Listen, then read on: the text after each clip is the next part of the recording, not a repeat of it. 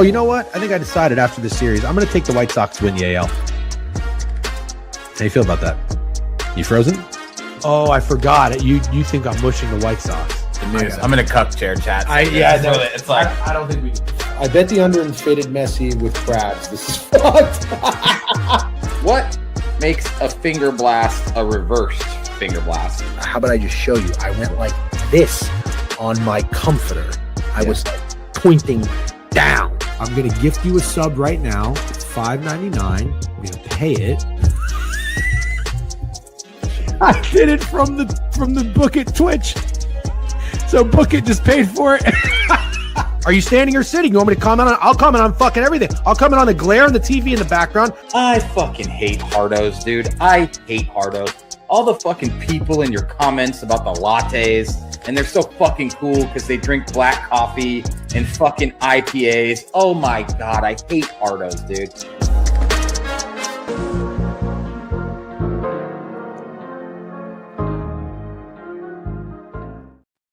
Whoa. That's right. Congratulations to Biev. Biev, you never know when he's in here. You never know when he's not in here. But Biev, if you are listening, you got me good. You got me good. So I just want to give you some time to address any rumors that might be swirling around. Before this morning, you had never heard Room 40 before, ever. Well, listen, the answer to that is no. However, I was reminded from Pranav that this was made famous by Josh Allen in the clip with Pardon My Take. I think that was maybe 2 years ago. And I would be lying if I said I never heard that clip. I did hear that clip. Do you know the clip I'm talking about? Yes, absolutely. So it's like a minute and he just runs through multiple jokes. The Room 41 I completely forgot about. But I had heard that it's really just more so about nobody's tried to get me with that. Like I've had my guard up and I think I've done a pretty good job of not getting got. No, you have. That's why I was surprised to see it, to be honest. But you kind of also agree with what I'm saying. Like you see the chat, a lot of them are with names, you know? Yes. Yeah. So you had your guard off for Biev mentioning the name of a restaurant that you thought might have been some kind of Midwest chain potentially. That is exactly right. So that's the other thing too, to make clear, because I understand you're wondering, like, did I run with the joke? Did I do this to be funny? Did we, you know, were we in cahoots to make this a thing? Yeah, that's right. Idiot. I thought to myself, it was very early. It was like 8 a.m. I know Biev is a morning guy. Literally just shut my laptop, was cranking since about 6:30 a.m. And I was like, all right, first thing I'm thinking about is like, man, you did a great job with the review. We'll talk about that later.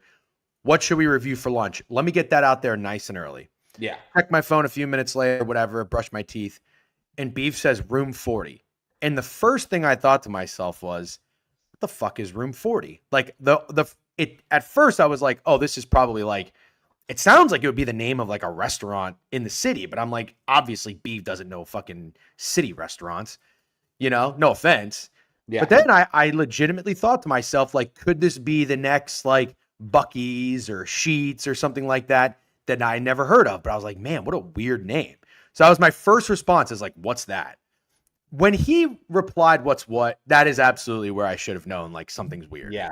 That's where I think I'm disappointed in you and Biev, because Biev took a chance by going with what's what. When you said what's that, he should have just immediately hit you with Room 40's nuts in your mouth.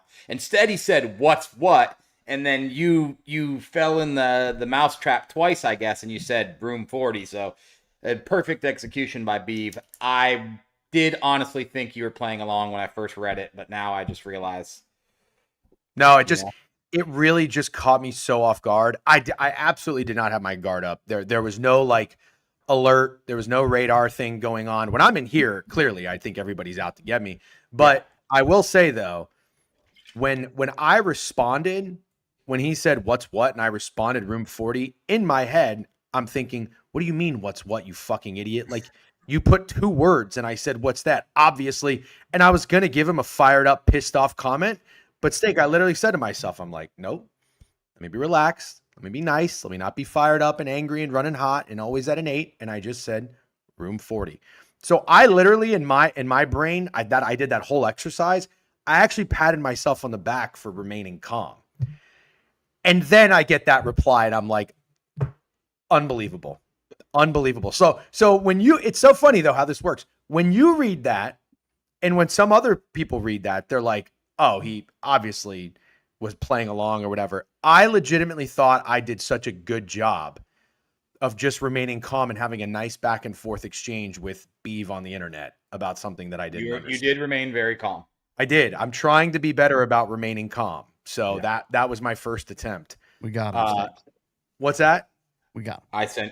I sent Goots that and said, "Can you get this on the screen?" The second intro. That was funny. We can get ahead of it. I mean, obviously, I know we're going to come in here and everybody's going to be talking about it. It's A+ 5th grade elementary school humor. It is funny, and I just want to say not to glaze Biev because it's like I agree with your criticism. Him even going back and saying what's what was so unnecessary and stupid. I don't know that I can say he executed it perfection. He almost gave himself up. He should have just sold the bag, as the kids say. Correct. I don't think he deserves a lot of credit. The Room 40 is probably one of the better ones to get. It is, but can I tell you what Biev did?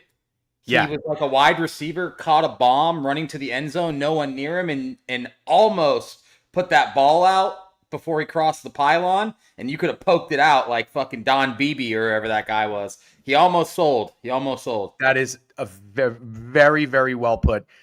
That is exactly what he did. And I guess if you had to power rank, like the most common one is Mike Hunt, right? Mike Hunt, yeah. Mm-hmm. Yeah. What's like Dick's Insider? Dick's in my ass. No, Insider? No. Dick's Insider? No, not Insider. Dick's Insider. You never heard of Dixon? Oh, Dixon and then Cider. Yep. Cider. That's good. I haven't seen that. Bendover's a good one. Barry McCockener's a good one. Barry McCockiner. Okay, that's what I'm getting at. Mike Oxlong. Mike Rodick, I've never heard in my life. Never heard that one either. You would have got me with that, T-Rain.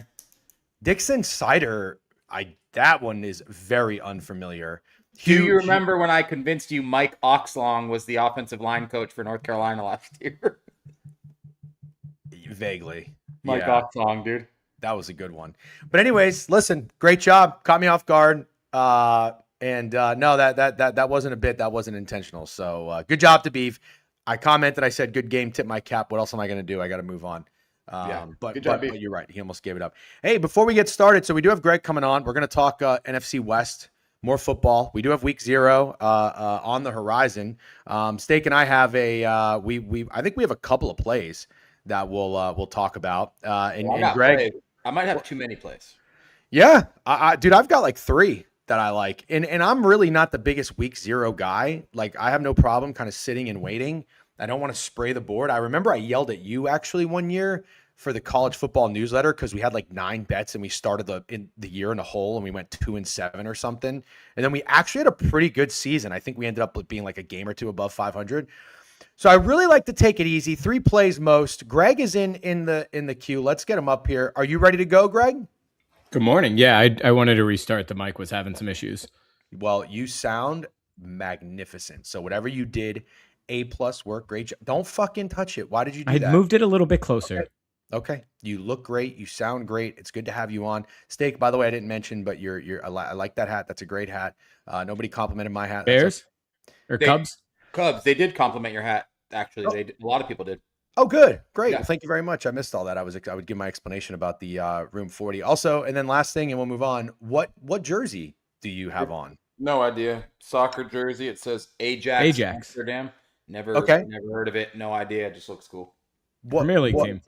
It's a Premier League team? Greg knows ball. Ajax? Where is it? It says Amsterdam. That's not Premier League. No, it's not Premier League. It's a different league then. Yeah, you can't listen. You tried, Greg. Yeah, Greg will tell you things in a same. very convincing tone, and I would say more often than not, you have to push back on that a little bit. Greg, restart. Yeah, no. Anyways, what does that say? Eredivisie? Netherlands. Got you. Okay, Premier League. LOL. Get his ass, Joey Loans. Up Holland. Interesting. I was just curious what the name of the league was that they're in. And we did. Oh, got it. That's what it is. Thank you very much, Lucky Johnson. The league is Eredivisie. I can honestly say I've never heard of that before. Yeah, I haven't either. W Cubs hat steak. Yep. All right. So, Greg, how long do we have you for today? That's a very. Let's do an hour. Okay. I think that should be fine. So let's get right into it. And then Steak, for the second half of the show, you and I can maybe talk a little baseball.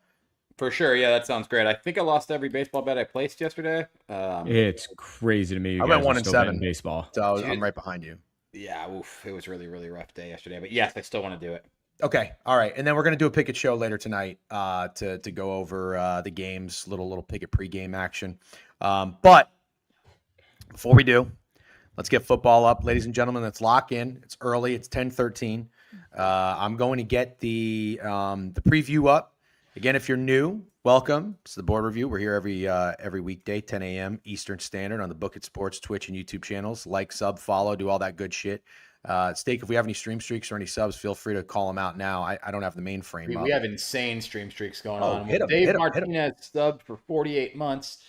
48 months with you grumpy old fucks only talking about Jeff. Let's have a football season. Casper is up to a 360 stream streak. Like I always say, if Casper misses a stream, we send the search warrant out for him. OVO Blizzy 20 stream streak. Peach got the juice 255. Jordan Dunn 255. Sonny Dutchy 275. Joey Loans 35. Goodness gracious. By the way, our guy Snacks deserves some love and some credit. I think we always do a pretty good job of shouting out the OGs and the likers, the people who aren't afraid to get their thumb active and throw us some engagement. The Brock D's, the Oscar Ramirez's. I know I'm forgetting some other ones, the Calvins. Snacks gives the stream teaser a retweet and says, get on in here. Love it. Only one of you, one guy out of here, out of the couple hundred that we have live. Couple thousand overall views. We'd love to see you more active. Appreciate you, Snacks. Thank you very much. All right, let's get into it. NFC West today. We've got, let's see, the Seahawks, the Rams, the Niners, the Cardinals. So a very, very intriguing division here with three teams that realistically could win the Super Bowl, and then another team that is left for dead in the Arizona Cardinals. We will go by alphabetical order. We'll keep it in that format. This one's easy. It's going to be Arizona. Let me see if I can get there. Nope, I'm on the Falcons first. That's not where I want to be. Okay, got the Cardinals up. And if you're new to our style of preview, I just want to remind you, we'll talk about the team's coaching staff, the players that they have lost in the offseason, the players they've acquired in the offseason, their draft. We'll go over their depth chart offensively, defensively, talk about what their win total is, their betting odds, and then we'll go around the room. Get everybody's opinion, and then we'll talk maybe some fantasy players that we like. If you guys have any thoughts, any feedback, any corrections, or any ideas, please share. Okay, this is we are a unit, and I want to get active in this division personally. So let's start with the Cardinals. New coach, Mike LaFleur. Ever heard of him? He's the brother of the guy that I'm going to fade the fuck out of, Matt LaFleur, goofball. Offensive coordinator, don't like this one bit, Nathaniel Hackett. How does this guy still have a job in the NFL? I have no fucking idea. Defensive coordinator, Nick Rallis. Don't know who this guy is, but it says he's been there 3 years.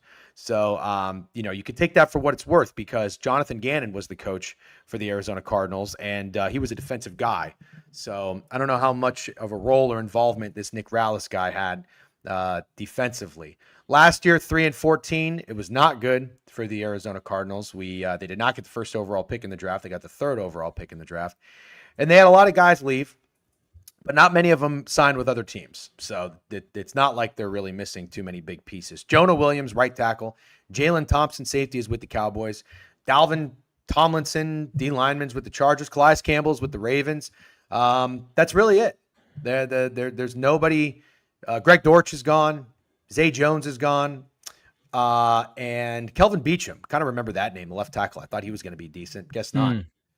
Here's who they signed. They signed a left guard. It was the most expensive free agent signing, $10.5 million. Isaac Siamalo, a left guard player from, I actually don't know where he's from. They also paid Tyler Algier $6 million, which I think is very interesting. Gardner Minshew, backup quarterback, $5.7 million. I'd say he's one of the better backup quarterbacks in the league. Roy Lopez, interior defensive lineman. Kendrick Bourne, Elijah Wilkinson, and a bunch of other nobodies. Let's talk about the draft. Third overall pick went to Jeremiah Love, probably one of the best running backs to come out of Notre Dame ever. Second round, they went guard Chase Bisontis from Texas A&M. Third round, Carson Beck, out of Miami. And then in the 4th round, Caleb Proctor. Oh, that's not who I'm thinking of. I was almost thinking that sounds like the guy Hayden from Proctor. Yeah. I was like, wait a minute. That sounds like the guy from Bama. There's no way he fell. Yeah, don't know who that is. Okay. Here's the depth chart going into the 2026 season for an Arizona Cardinals team that is favored in 0 games this year. Jacoby Brissett, Gators legend. Jeremiah Love, starting running back. They do have Trey McBride. They have 3 new pieces on the offensive line.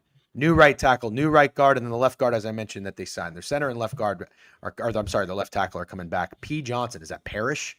Maybe? Paris Johnson, right? Yeah. Paris Johnson, yep. Wide receiver room, not terrible. I've seen worse. Marvin Harrison Jr., Kendrick Bourne, and Michael Wilson was kind of a fun player. Backup is Tyler Algier and Gardner Minshew. Defensively, Josh Sweat, defensive end. They got Walter Nolan, defensive tackle. I believe that was their 1st-round pick last year, or one of their picks last year from Ole Miss, if that sounds about right.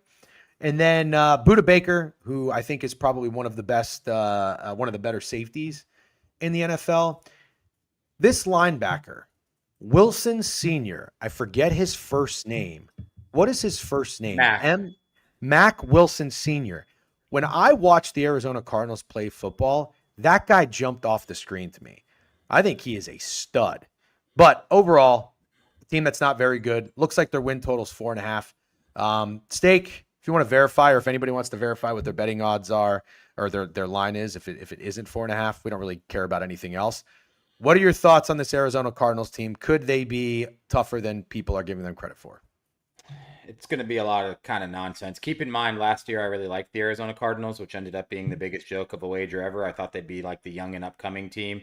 They obviously weren't. Kyler fell off, injured. Jacoby Brissett came in. I appreciate the Cardinals for one thing last year. They were probably one of the worst teams in the NFL, if not the worst.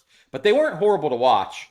They really weren't. Jacoby Brissett was fun. Trey McBride, still one of the best tight ends in the NFL. Michael Wilson, I think, was probably one of the most surprising wide receivers in the entire league, and that's all with Marvin Harrison not living up to potential. Yeah, I like LaFleur. Anybody named LaFleur, sorry, not to get you worked up over Jonathan Gannon. He was a terrible coach. And Nathaniel Hackett doesn't excite me, but I'd much rather have him be a coordinator than a coach. The only thing I can say about the Arizona Cardinals is there is 0 expectations. And every year there's like 2 or 3 teams that have 0 expectations whatsoever, and they find a way to go over their win total. I think it was sitting at 4.5 all offseason, and now it's floating around to 3.5, which is the lowest win total I can recall seeing in recent memory. So it makes perfect sense they're not favored in any games. But I'll be honest. I look at this team, and I don't think it seems like the worst team I've ever looked at on paper. Jeremiah Love should be exciting. Tyler Algier is a very good complimentary back. I think Marv Harrison's about to have a huge year, which means I think Michael Wilson is a very solid wide receiver too. I think Trey McBride might be the best tight end in the NFL. The offensive line needs work, but it's not the worst. And then listen to these guys. Walter Nolan, Josh Sweat, Mac Wilson, Will Johnson, Budda Baker, Garrett Williams. Those aren't guys. Like, collectively, I don't think the defense is good at all. But there's guys on the defense, and that's kind of how this all starts. So I'm not sitting here and telling anyone to bet the Arizona Cardinals. I don't think they're going to make the playoffs. I just think they're going to sneak out 5-6 wins. No fucking expectations, veteran quarterback, enough pieces on offense, enough pieces on defense that I don't quite think they're going to be as embarrassing as everyone thinks they're going to be. Don't think they'll be good. Just think they might be slightly competitive.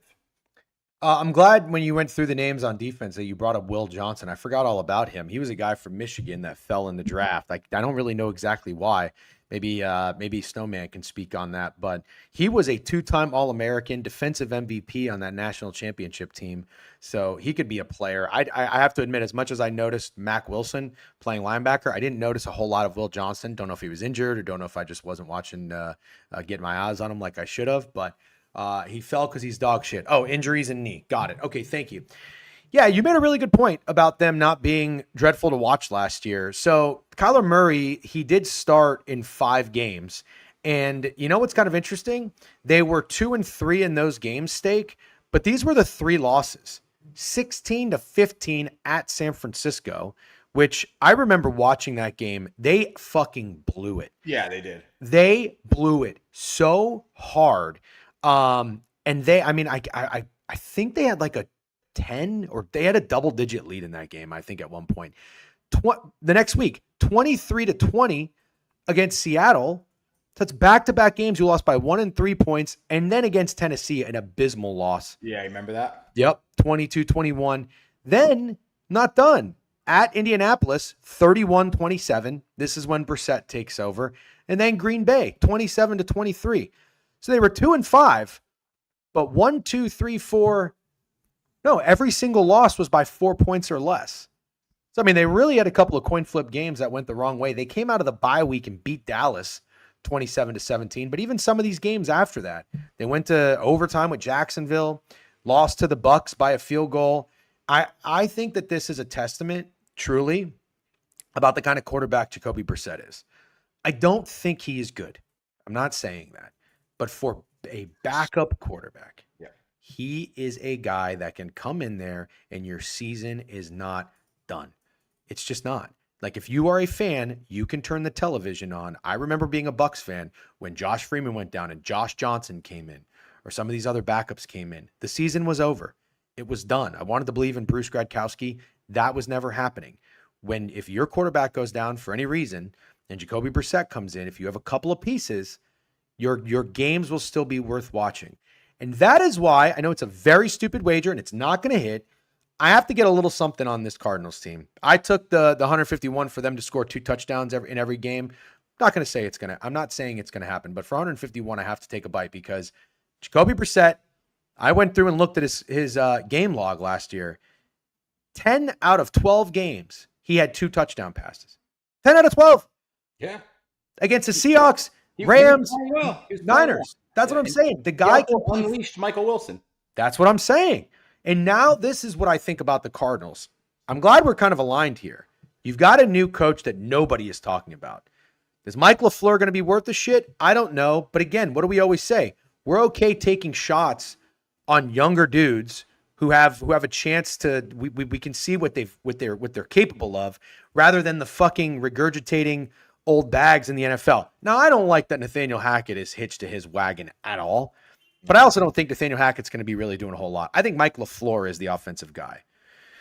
So I don't know, man. I think there's something about the Cardinals that I'm going to keep my eye on throughout the season. No expectations, nothing to lose. They're not getting team's best shot. They're definitely going to be treated like a bit of a second bye week whenever they come up on most of the opponents' schedules. You talked about Michael Wilson having a fun year. What do you think of Kendrick Bourne? Is he anything? He's an acceptable wide receiver 3. I'm very excited about Marvin Harrison. Let me just say this, because I think this is a fun way to compare it. The 3 worst teams in the NFL at this point, I think people are kind of excited about the New York Jets and pretty excited about the Vegas Raiders just because of Mendoza and a little bit better offensive line. So let's call the 3 worst teams the Miami Dolphins, the Arizona Cardinals, and the Cleveland Browns. The Miami Dolphins specifically stick out to me because they actually have a higher win total than the Cardinals. Mm-hmm. And I think in a world where everybody has a model or a system and they're plugging shit into a computer, I think it's literally as simple as comparing those 2 teams, the Miami Dolphins and the Arizona Cardinals. And if we had a guy off right now, I think the Cardinals have way more guys. They have legitimate NFL receivers. The Dolphins do not. They have the best tight end in the NFL. The Dolphins do not. They have more guys on defense, in my opinion, more guys on the offensive line, depending on how Caden Proctor, I believe that's who the Dolphins drafted, depending on how he shows up. And at this point, I would have to take Jacoby Brissett over Malik Willis for now. I'm not saying that can't change, but I think the Dolphins are the worst team in the NFL. And I'm surprised that I'm seeing not as much hate as I expected for the Miami Dolphins. And it's all going towards the Cardinals. I feel like everyone hates the Cardinals. People throwing out 0-17. I tried to make that prediction on the team a couple years ago. I forget what team, but there's always this team out there with 0 expectations that squeaks out 6-7 wins for no fucking reason. Saints last year do come to mind. I know they had a rookie quarterback, so it's not the best comparison, but still does come to mind. Something to note is I'm pretty sure when I looked at the offensive position rankings in the Warren Sharp magazine, when we talked about the Jags, I think the Jags receivers were ranked 17th. Mm-hmm. The Cardinals are ranked 12th. Yeah. That's fascinating to me. And so that's either showing. Wait, sorry. Does that include tight ends? You know what? It does. It does include tight ends. That's why. 12th is good because Okay. Trey McBride is absolutely fucking unbelievable. Yep. Okay. Just realize that it says receivers, not wide receivers, and there's no tight end. Okay. I was gonna say that doesn't make a whole lot of sense unless you're really valuing Michael Wilson or something. No.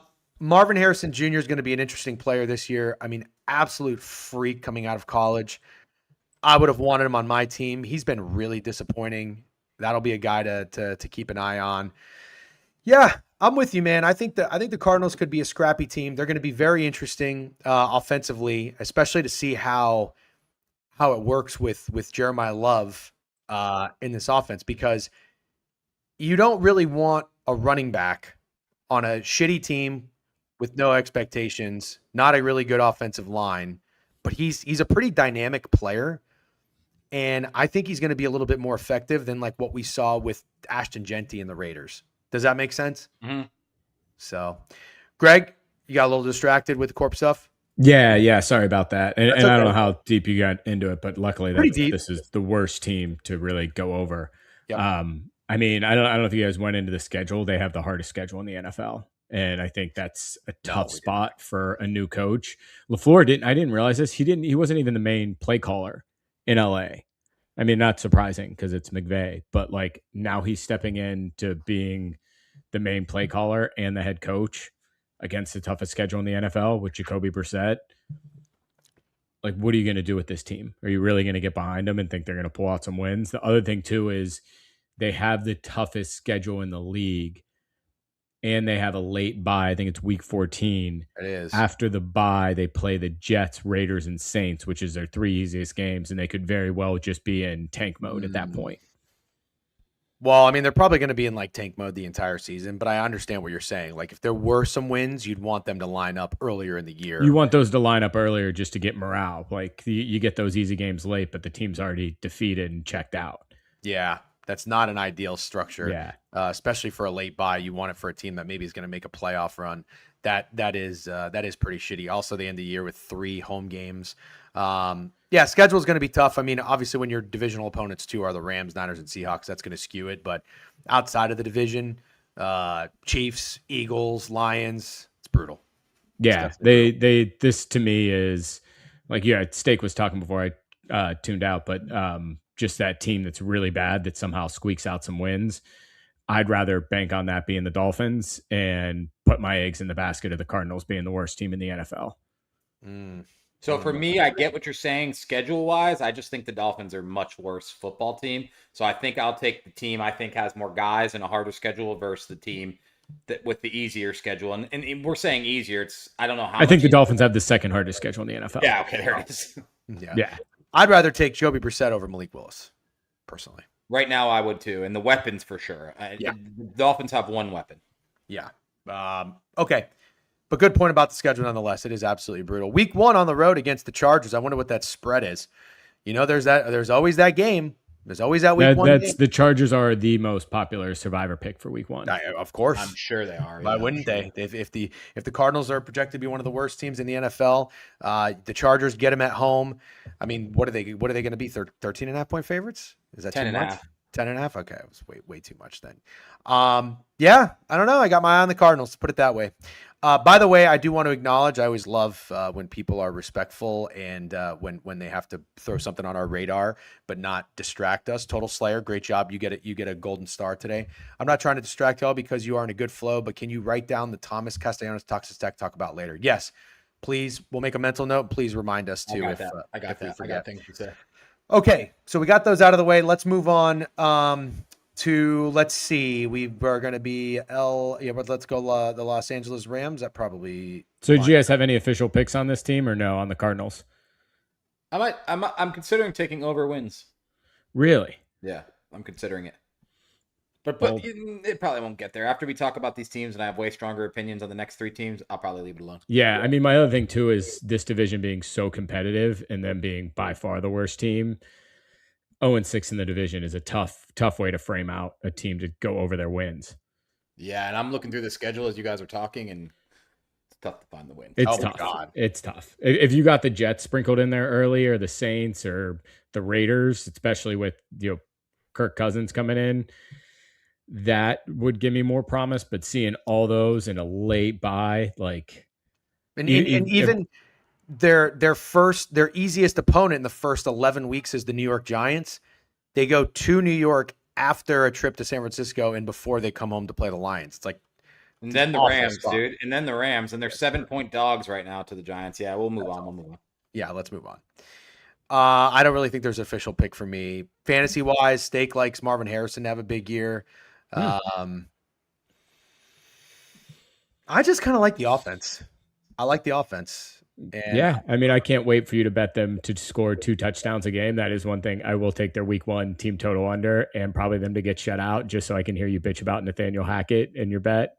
But I don't think, just like you said, when a guy comes from the Sean McVay team, how much do they really have their hands on the offense? I think Nathaniel Hackett's probably just hired because he's got some experience and he was a friend of the LaFleur's in Green Bay. I don't think he actually has a say. I think Mike LaFleur is calling this offense personally. Yeah, I totally agree with that, but I still think that's a problem. It could be. It could be. It's absolutely something that when I saw it, I was like, ugh, because I like the guys on offense, and I saw the Hackett, and I'm like, fuck yeah. No, you should do that. From going to a guy that wasn't even the lead, like the head main offensive coordinator, like McVay had his hands all over that, to being the head of the offense and the head of the team, that's a problem to me. That's a good point. I'm gonna request a attempt for tempo and pace since we only get Greg for an hour and we got to talk about I can go a little over. I have a sidebar and it's a good segue into the Rams. Okay, do it. I was thinking about this. I've been thinking about this for a while, but like at some point there's just the trees off McVay and Shanahan are so huge, right? Like you have so many offensive coordinators and so many head coaches now that come from that school of thought. Like at some point, does that have diminishing returns where you're running a very similar offense to everyone in the NFL? Like it eventually has to hit critical mass. And I think that's like one of the reasons why I can't get behind either one of these teams, because it's just, you're seeing that scheme so frequently throughout the season. To really win the Super Bowl for those two teams has got to be just an added difficulty that I don't think a lot of people are thinking about. In a weird way, are you kind of talking about, it sounds like you're kind of talking about being inbred, you know how like exactly cousins, and then they make weird babies and then those babies fuck and they make weirder babies and it just keeps getting more and more inbred and then suddenly they have 3-4 that's eyes. A perfect analogy. Yeah, very good analogy. Where it's like it's like the Lannisters in Game of Thrones, like they're both beautiful but like their kid may not work out, because how many times can you do that? Honestly, dude, that's a really good take, Greg. I think that this is the reason people tune into the show. That was absolutely fucking magnificent, personally. All right, great job all the way around. Good sidebar, Greg, and a good segue into the Los Angeles Rams. So, speaking of inbreds, have you guys been? That's in Bennett. Yeah, no. Have you been to Newport Beach? Actually, I've never been to Newport Beach. Los Angeles Rams, 11.5 win total. 3 years in a row, they've won 10 or more. 10-7, 10-7, 12-5. A very, very popular pick to win the Super Bowl last year. Came extremely close. Didn't quite get there. Let's talk about the season now. John McVay, still the head coach. Been there 9 years. New offensive coordinator. This guy is Nate Scheelhaas. And the defensive coordinator, same dude. Chris Shula. Been pretty solid. He's been there 2 years. And then let's talk about the players they've lost. Rob Havenstein, the right tackle. I think he just got old, if I'm not mistaken. Yeah. Yep. They had a couple guys on that offensive line for a few years that were pretty solid. I think Whitworth, right? The other big dude, Andrew Whitworth. Also old. Yeah, he retired. I think, is it Whitworth? Is that Whitworth? Right? He's been retired forever, hasn't he? Been on. No. I'm just saying, like those guys, they had some dudes. They're starting to tail off a little bit. So it's gonna be an area that he. No, I know he's been gone. T. Ryan. That's my point. These guys that have been core pieces of the Rams offensive line for a few years are starting to tail off. So that's going to be a unit that they're going to have to replace. Caleb Durant, cornerback, is gone. He's with the Cowboys. Jared Verse, they traded him. Garoppolo's gone. DJ Humphries is gone. Akello Witherspoon is with the Commanders now. Roger McCreary is gone. Tutu Atwell, hilariously, is with the Dolphins. And this is who they signed. Well, or I should say traded for. Myles Garrett, Trent McDuffie, cornerback from the Chiefs. Jalen Watson, they signed him, cornerback, paying $17 million. That is a lot. And a couple other nobodies. Draft picks, 13th overall, they went with Ty Simpson. In the second round, they went with the tight end Max Clare from Ohio State. Kind of interesting. I think I remember him being a pretty good player. I more so just thought it was interesting that they went with tight end, but maybe they needed a tight end because they didn't really have like a household name at the Colby position. Parkinson has his moments, but yeah, They have a lot of very okay tight ends. Did they have another guy like Ogletree or something? What the fuck was that guy's name? They had another dude in there. They have legitimately 5 tight ends. Yeah. Then they're all just a bunch of like guys. Oh, Higbee. What did I say? Yep. Ogletree? Yeah, Higbee. Tyler Higbee. Anyways, let's go to the depth chart here. Kyron Williams and Blake Corum. 1-2 punch again. Matt Stafford, Ty Simpson behind him. Colby Parkinson still projected to start.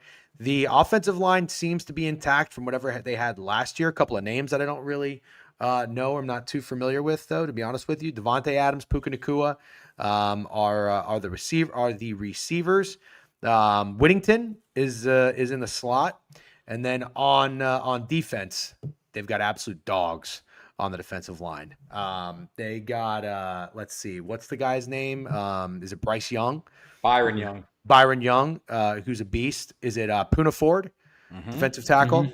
Omar Spates is a linebacker. I remember Omar Spates. He actually was a transfer from Oregon State. He went to LSU for that Brian Kelly defense. He's a tackling machine. Good to see him getting a starting job in the NFL because he's good. I like him.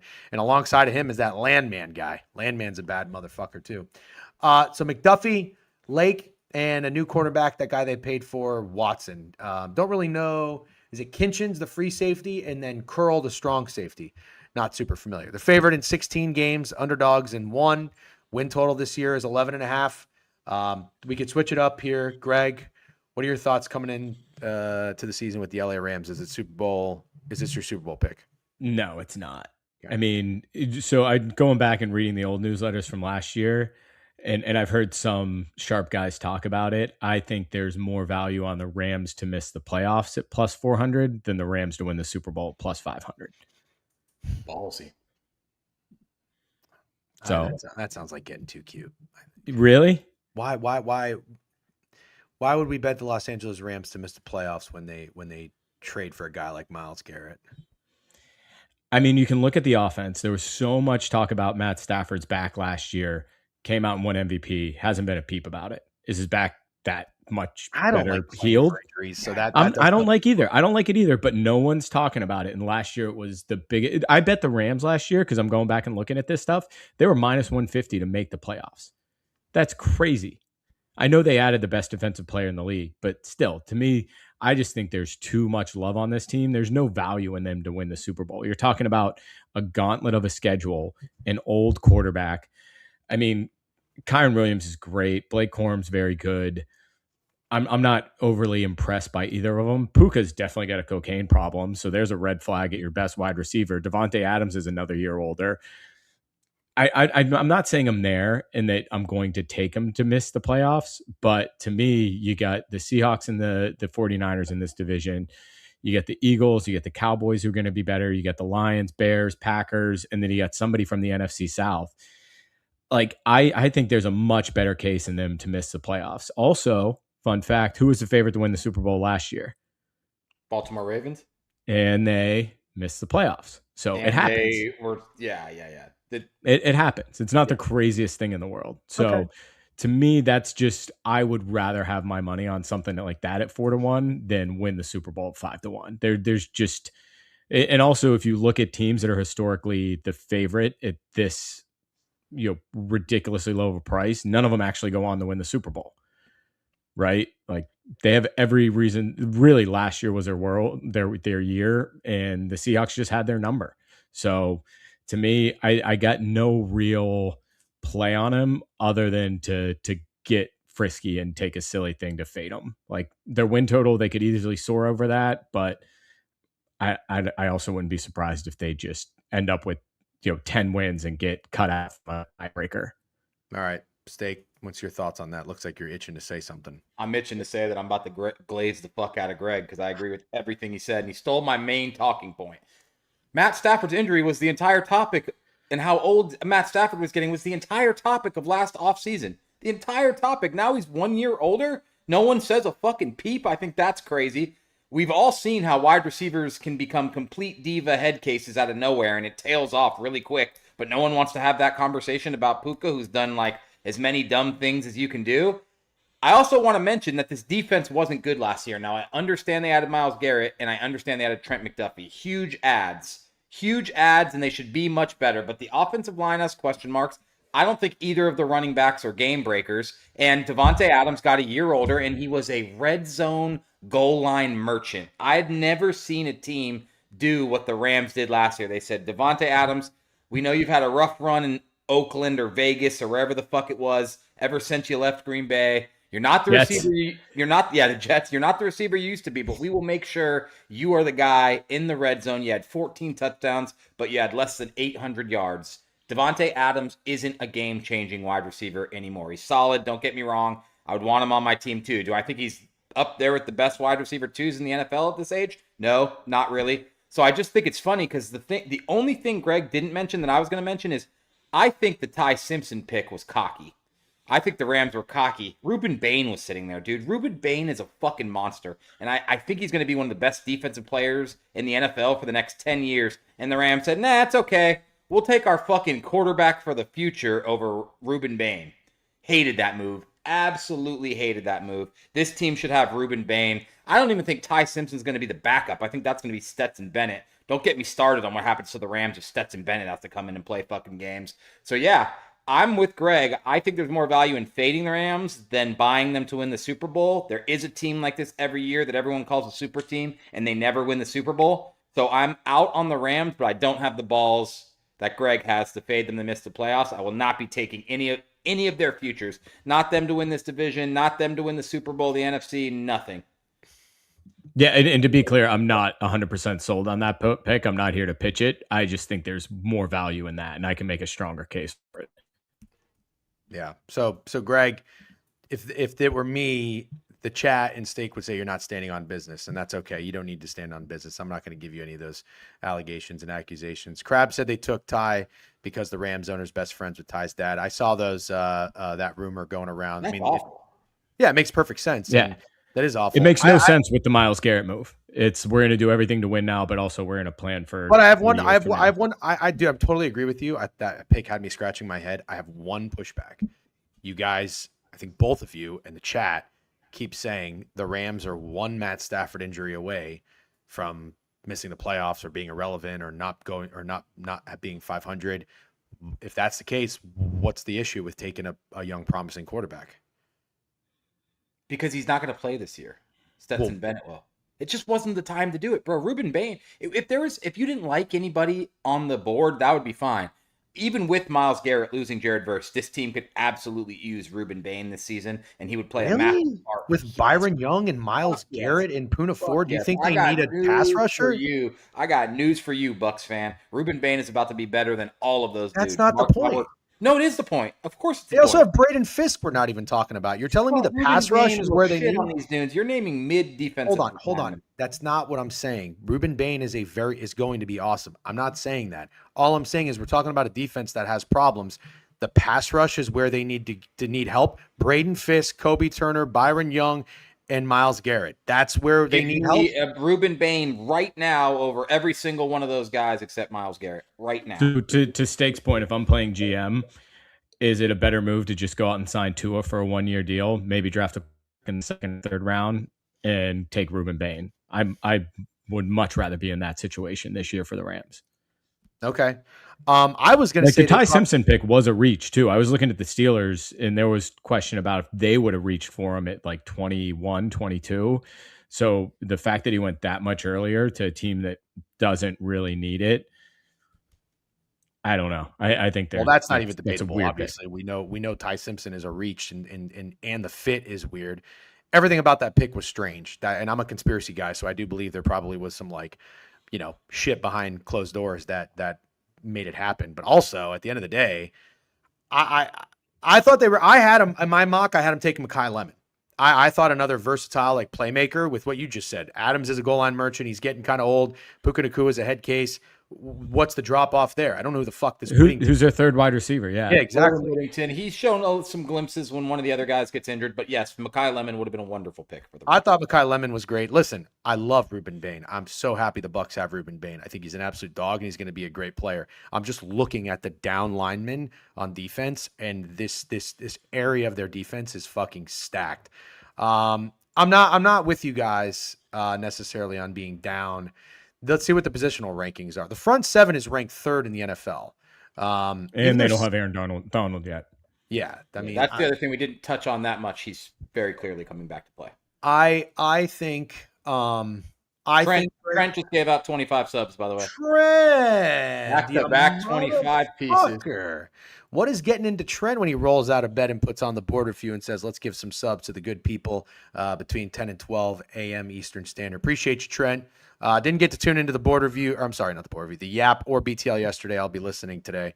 But hold on. I want to mention something real quick, and then we can move on. It is kind of fun when we kind of disagree a little bit. I feel like I've been that guy that's doing that when we go through these previews, and I'm not even really trying to get cute. What's funny?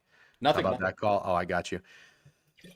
I think if you're taking the Rams to miss the playoffs, you're doing it because of what you started to say, Greg, with naming other teams. Like, you think the Seahawks are going to be good again. You think the Niners are going to be really good this year. You think the Lions are going to be a problem with the really easy schedule. You think the whole NFC North is going to be up and active. I mean, people think the Saints are going to be better. If you think there's going to be other teams that are active and able to take those playoff spots, and then other teams going to win the division, I have no issue with that. I don't like the Matt Stafford thing at all. You guys are saying, why are we not hearing anything about Stafford's back? I have my thought on that. I think because everybody blew it out of proportion last year, then realized that with whatever the fuck you're able to take before games that have been around for decades, you can play a full season and be fine. So everybody got on their Matthew Stafford's back horse last year, which was so stupid. I don't like to factor in injuries. If you are taking a 4-1 shot on the Rams because you think there's a chance Matt Stafford's back comes into play on a year where nobody's talking about it, fine. I hate that, but fine. If you are taking the Rams miss the playoffs at 4-1 because you think the NFC is just stronger, that I can get on board with. Like, I am okay with that. Yeah, that's fine. I think that this team is going to be a real fucking problem. Do I think they're going to win the Super Bowl? No, I don't think they're going to win the Super Bowl, but I think they're going to be a real fucking problem. And I would. So you get $100. Are you putting it on to win the Super Bowl or miss the playoffs? Because the payout's very close. Sounds like the Super Bowl. Yeah, I would rather put it on to win the Super Bowl. It's a good question. And you know what? I'll tell you this: the Ravens' point was a very, very good point. They didn't have Myles Garrett, and Myles Garrett is he the best defensive player in the NFL? Sure. Yeah, I think that's a big deal. Oh, by far. Yeah. When you make these kinds of moves, when you make a move to win now, we've seen it relatively recently. We've seen it work out more than it hasn't worked out. And the Rams are an example when they traded for Stafford, and the Bucs are an example when they traded for Brady. Granted, these are quarterbacks, but I would argue that Myles Garrett could be a quarterback of a defense. So yeah, I mean, let's see what happens to Myles Garrett when he's in LA with a bunch of distractions as opposed to Cleveland. I don't really think Myles Garrett seems like that kind of guy. But he's been in Cleveland. What are you going to do in Cleveland? I mean, when Shaq went to LA and he was distracted, did Shaq suck? I mean, he had a couple mistresses, so that was a bit of a problem. Next team. Okay. The next team from LMNOPQRS, the San Francisco 49ers, and then the Seattle Seahawks. All right. Oh, man, what to do with the San Francisco 49ers? What to do. I just don't know. Okay, here's where we're at with San Francisco. Last year, 12-5. Year before that, 6-11. You know, I got to tell you, I listened to a lot of sports talk radio. A lot. People say, oh, you're just involved with Twitter. No, I listen to a lot of people talk about the NFL in the offseason, and I've done it for years. 2 years ago, I don't know if you guys remember this, a lot of people talked about the Niners having a down year. I had the other side of that. I was like, I think everyone's getting real fucking cute fading the Niners after a 12-5 season. Well, guess what? Everybody was right. Last year, everybody talked about buying in to the Niners. I was then nervous. I didn't go out there and fade the Niners, But I thought they were wrong both times. I'm 0 for 2. They're 2-0. I don't really know where people stand on the Niners so far this year. They haven't really been a team that's being talked about as much. Like I'm the honest, electrical substations getting all the. Yep. And it's like you always want to buy into the Niners, but they've had a lot of bad news. I mean, they've had more bad news than I think I can recall a team having in a long time. The substation, every single report from their practices with somebody getting hurt is followed by a meme. You've got Mike Evans has every part of his leg is banged up. You've got Kyle Shanahan getting in car accidents. You've got Jed York going to East Palestine, Ohio into trailer parks. It's not really good for the Niners. I think we've got, is Pearsall out for the season? Pearsall's done. Pearsall is done, which is absolutely crazy. So let's take a look at this team and see where we can land on the Niners. Kyle Shanahan, 9 years. Clay Kubiak, another fucking Kubiak. Damn, Mr. Kubiak, get after it. Offensive coordinator. George Bush tweet. Is it? Sir, we've seen another Kubiak. You know what the guy reaching his ear? No, maybe not. All right.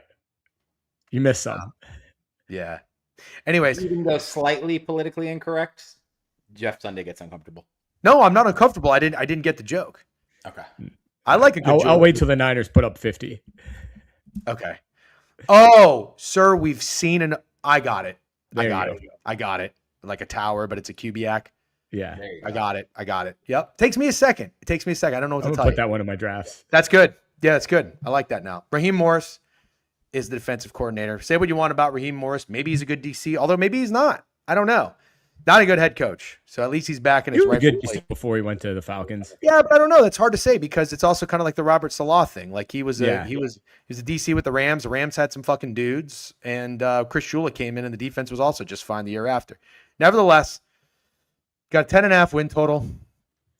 Let's look at the players that they lost. Bryce Huff is gone. Yeter Gross Matos, another edge player, is gone. I don't think the guy did fucking anything. Kendrick Bourne is gone. We talked about him. Jordan Elliott, Spencer Burford, Brian Robinson Jr., Sky Moore with 2 Ys is gone. That's about it. Who did they bring in? Osa Odigizua, interior defensive lineman. They traded for him. I do not know who that is.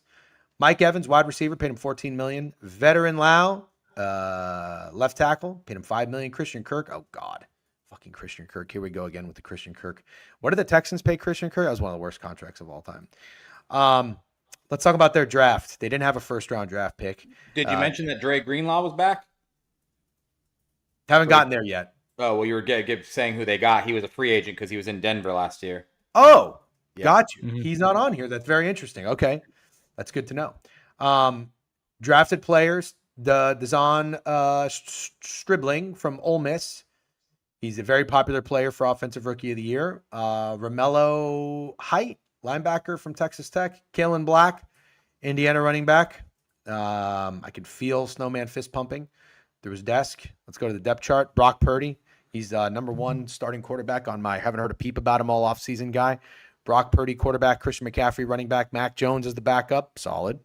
George Kittle, tight end, coming back. Trent Williams is there for another year. Looks like we've got the entire offensive line mostly intact. Pearsall's down. Christian Kirk is there. Mike Evans is there. Stribling's probably going to get a lot of reps. Juwan Jennings is gone.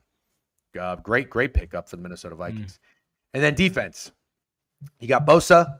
You've got who's the defensive end? I bet this guy to be defensive rookie of the year when he came out. Is it not Malachi Williams? Is it Malik Williams? Michael Williams. That's what it is.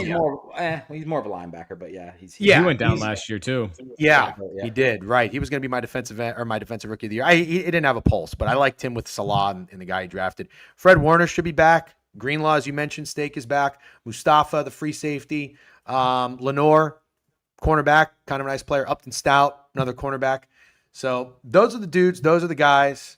They're obviously in a very tough division, but it doesn't look like their schedule is all that difficult. So this is probably something really that we should focus on. I believe they probably have one of the easiest schedules in the NFL, along with the Lions. I think the Lions have the easiest, if I'm not mistaken. Feel free to correct me. 10.5 win total. We can talk about their schedule after, but let's go around the room and talk about thoughts. Steak, where are you at with the 49ers coming into the season? So the only 2 things I've heard about the 49ers all offseason is that they have that substation. Everybody's hurt. Ricky Pearsall's out for the year, and that the owner likes fucking trailer park hookers. And I think it's kind of funny that usually the injury news that's discussed about the 49ers adds up to real life. But this year, I don't really think it does. And hear me out. Christian McCaffrey should be healthy. I think Mike Evans should be healthy. George Kittle's already was activated off the pup. He's ready to play week 1. Who else is injured on this team? Oh, Stribling, which is hilarious. He's going to play week 1 as well. The entire list of guys that people are calling injured are all going to play week 1, which means the Niners are somewhat healthy for a team that everyone says is injured and obviously plays by a substation and is fucked. Now, obviously, I can't make excuses for them being the most injured team in the NFL over the past couple years. I can only say that if this team is healthy, I'm not in the business of predicting injuries. I think this is a really, really good team. I like Brock Purdy. I'm a Brock Purdy guy. CMC is one of the best players in the NFL. You got Mike Evans. Let me tell you who Mike Evans is going to be this year. He's going to be Devontae Adams. He is 33 years old. He will not have 1,200 yards. He will have 15 touchdowns. He will be a monster red zone target for this team. Then you got Deebo Samuel. Listen, I'm not a fucking Deebo Samuel guy. I'm not sitting here and telling you that I think Deebo Samuel is going to have a huge year. Do I think he complements pretty perfectly what I just said about Mike Evans? Helps the team get down the field? Yes, I do. Then you got Stribling. I think that's a very good third option. Then you got George Kittle, who's healthy. You have a top 10 offensive line. Call Trent Williams old. I do not care. He still absolutely gets the job done. So where's the problem with this team? Nick Bosa, Dre Greenlaw, Fred Warner, Michael Williams, Diamondre Lenore, Mustafa. Studs, still a really good defense, and they're one of the most well-ran organizations in the NFL if you take away all the crazy injury shit and the owner banging hookers, like we said. I didn't even mention Christian Kirk Casper. I think this team's kind of stacked if they're fully healthy. I think this is one of the better teams in the NFL if they're fully healthy. And I think they're being slept on a little bit. If Brock Purdy goes down, I think you have one of the best backup quarterbacks in the NFL, and Mac Jones, who they've got to stick around, who could probably go be starting somewhere. So I'm having a really hard time not buying into the San Francisco 49ers. Yes, I know a lot of people are going to say, oh, what if everybody gets hurt again? What if everybody gets hurt again? Then this bet is shit, and everything I say doesn't matter. But if this team stays relatively healthy, I think it's a 12-5 team, and that didn't even mention the fact that their schedule seems pretty doable to me. Well, let's hear what Greg has to say, and then we'll walk through their schedule. But yeah, I'm kind of into what you're saying, Greg. Where are you at with the Niners? Plus 340 to win the division. I think this is a team with the most value here. They're overlooked because the Rams and the Seahawks were both in the NFC Championship last year. Mm-hmm. I mean, the Rams had the MVP and Defensive Player of the Year. The Seahawks had the Offensive Player of the Year. There's just not that huge name there, but there's a ton of guys. And I mean, if you look what they did last year, what was there? How many wins they have? 12. And yep. Bosa was out. Fred Warner was out. Kittle was out. Purdy missed 8 games. Ayuk never showed up. Pearsall was injured again. So that's a non-factor going into this year. Like, I just think 340, you're getting a lot of value there, especially if the Rams slip up and they're not a juggernaut. So for me, that's where I'm at. I think Raheem Morris is, I don't think that's much of a drop-off than Salah. Salah did amazing. If you look at how good that defense played with the amount of injuries, that's why he got another head coaching job. So I do agree with a lot of what Steak said. I think this is a team that no one's really talking about, that's always in the conversation. They've been to 2 Super Bowls in the last, 5 years? So I'm with you on, I haven't seen a couple sharp guys make a case for Purdy MVP. That might be a bit much for me, but he's got the personnel to do it, and he's got the coaching staff to do it. And I think that's a good bet at the number you're getting. I think he's around 18-1. So yeah, I also think the Niners, when there's this much bad news this early, hopefully it levels out, right? I mean, that's the case you're taking. The thing is you can say injuries are just bad luck, but for whatever reason, they continue to be the most injured team in the NFL. Like, I don't know what it is, if it's bad trainers, but eventually things have to break your way. So, and you get relatively healthy. So for me, I like their win total. I think I like them to win the division at plus 340 more. So I'll very likely be on the division, probably convince myself into the win total too. I don't hate it. I don't hate that. Cheesy said, Jeff trying to be contrarian and just can't with this team. I'm not at all trying to be contrarian with the Niners. Now, their schedule is, somebody said in the chat, their schedule is tough from a travel perspective, but from opponents, it's not too bad. They have 2 international games, which kind of sucks. They go to Melbourne and and Mexico Hate City, that. I think. Hate that. And Mexico City. Fuck that. Melbourne's bad, but Melbourne's it is week 1, and I think you play Wednesday, so you have 10 days to kind of get back. But I'm just imagining Jeff going to 17-hour time difference. It would take you a month to recover.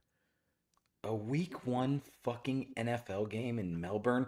I think we already bitched about this. That is the stupidest fucking thing I have ever heard. I can't think of anything sports. If you're gonna do it, it has to be the first game of the NFL season, Fuck so the other that, teams have more dude. time. I'm not a fan of it. I'm Fuck just that. saying the way that it's done, I like it, in that it's week 1 and you're giving them an extra couple days to get back and get settled. Yuck.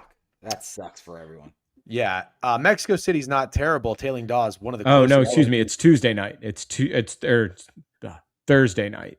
The Wednesday night game is Patriots Seahawks. Yeah, that's the opener. That's the official NFL opener. But Tailing Dawes, San Francisco is going to Mexico City, not LA. Just to clarify that. Yeah, it's a good point. At least if you've got to go and start the year in Australia, at least you got to bring your divisional opponent, the Rams, with you. It's kind of like getting pushed in the pool. At least you're going to take down the guy or the girl that pushes you in as well. Pusher. Yeah. So, look, after that they come home. They play 3 straight home games. So that is a nice way for the schedule to balance out. They also have a week 8 bye. I kind of like what you guys are saying. Greg, I like your bet. Steak, I thought you made some really, really good points. And as much as I like to kind of give a different perspective, I don't really have one, but if I am to look for one,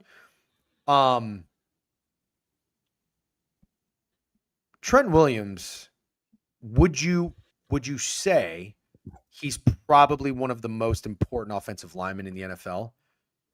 Like if you were to just give an award for most valuable, not player, but offensive lineman, Yes. I think him and the guy from the Eagles, I think he retired, but remember his record when he was on the field as opposed to off the field?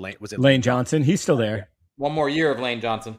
So I think I don't have the data on Trent Williams, but just from what I think, like he's one of the best offensive linemen, most impactful to any team. He's 38 years old. And you talk about the Rams being a Matt Stafford injury away from their season going awry. I think you could argue that the Niners season kind of hangs on their stud left tackle who's getting a little bit older. So, okay. I think that's a fair point, and like it obviously makes perfect sense. So I'm not going to give you too much pushback, but I just want you to understand this team was the most injured team in NFL history last year and won 12 games. So if there's any team that seems to be able to make it happen with injuries more than the San Francisco 49ers, I haven't seen them. You're absolutely right. To Greg's point, they did have Robert Salah as the architect of that defense, having literal third string guys doing a great job. Offensively, I trust Shanahan can figure things out. I just think that that's kind of a big deal. I like what you said too about Purdy MVP. This is why, because if you think about it, they didn't win the division. They didn't end the year on a high note. They ended on a down note. So you need that kind of like rise for a team to get somebody involved on a player who's valuable. And if you think about this Niners offense, you don't have a lot of studs catching the ball. You have a healthy, hopefully, George Kittle, and CMC at his position is one of the best. But he had one of his best years ever when I won hit him on Offensive Player of the Year, W. Vicklap. You're never going to forget it. Do you guys remember? He still was like 3rd or 4th on the MVP odds board. No matter what he does, he's not winning MVP. So Brock Purdy at 18-1, if the Niners are firing, that's actually a really good bet. I think Brock Purdy MVP might make my card. Outside of that, I don't know what I'm going to do with this team. Steak, what do you think you're going to do this team from a betting perspective? Over win total, I agree with Greg about it's worth it to win the division. You'll see why I don't fully agree when we talk about the next team. I do not think Brock Purdy can win the MVP, and I do not think 18-1 is good value because, unfortunately, a lot of what Brock Purdy does, CMC gets credit for. So I think it's a very tough guy to win the MVP. So I will not be with you guys on that, but I think he could have a really, really good year. You don't think he will win MVP is one thing. You don't think Brock Purdy can win the MVP? Not necessarily, no. I do not think 18-1, not to be a fucking value police guy because I never do that, but do I think 18-1 is a good number for Brock Purdy to win the MVP? I really don't. What would you need? 30-1. 30? Okay, that's fine. Would you rather have Brock Purdy or Jordan Love as your quarterback? Really good question. Pretty good question, isn't it? Yeah, it is. I'm a Jordan Love guy.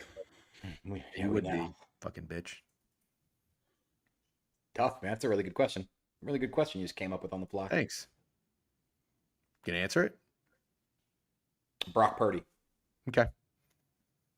It's tough. Slightest of slight leans to Jordan Love, but I feel like Brock Purdy's maybe a little less turnover prone. Good poll, whoever put up the poll. Good job. Oh yeah, nice job, W Mod. It's probably Goots. Our boy Bet with Bry, no doubt or daddy, 36 months subbed up. Let's run through the schedule and then let's talk about the Seahawks, and then we'll say goodbye to Greg, and then Steak, you and I'll talk a little bit of baseball. All right, Week 1 international, open up the year against the Rams. Kind of sounds like you guys like the Niners in that game. I'd love to know what the spread is if anybody can get it up. 3.5. Rams are favored. Yes. Yeah. Okay. Giving you the hook. That's a matchup I always lean towards a dog. All right, how about this? We'll give them a split. So you want to give them the Niners? Do you want to give the Niners this win? They do tend to split with the Niners or with the Rams and the Seahawks. And the road team tends to win, if I'm not mistaken. Sounds right. I just think they'll be 4-2 in the division. Yeah. All right, let's give them 1-0. Let's give them 1-0. You come back home, you play the Dolphins and the Cardinals. You want to give them 3-0? Yep. Then you get the Broncos. Is it in Denver? It's in San Francisco. Then a win. Okay. 4-0. On the road in Seattle. So I'm going to. Yeah. 4-1. Home, Monday Night Football against the Commanders. Win. 5-1. On the road in Atlanta. I mean, Win. I have to say win. A little Raheem Morris revenge. Oh, good call, Greg. 6-1. Then you get a bye week. Open it up. Home against the Raiders. Oh, they're going to fucking drop 50 on them probably. 7-1. On the road against the Dallas Cowboys. I'll go toss them a loss here. Okay. 7-2. International against. You too? So I'm going to say Greg agrees unless he says otherwise. Yeah, so I get their schedule up. I should just be listening. But No, that's okay. You're fine. So we've got 7-2 going into Week 11 international Mexico City against the Vikings. 8-2. Okay, back home against the Seahawks. We had them losing that other Seahawks game, Yep. so they have to win this one 9-2. 9-2 on the road against the Giants. 10-2. I'll tell you right now. Talk about a map play. Hold on. Let's look at this. International on the road. Listen, on the road in Dallas.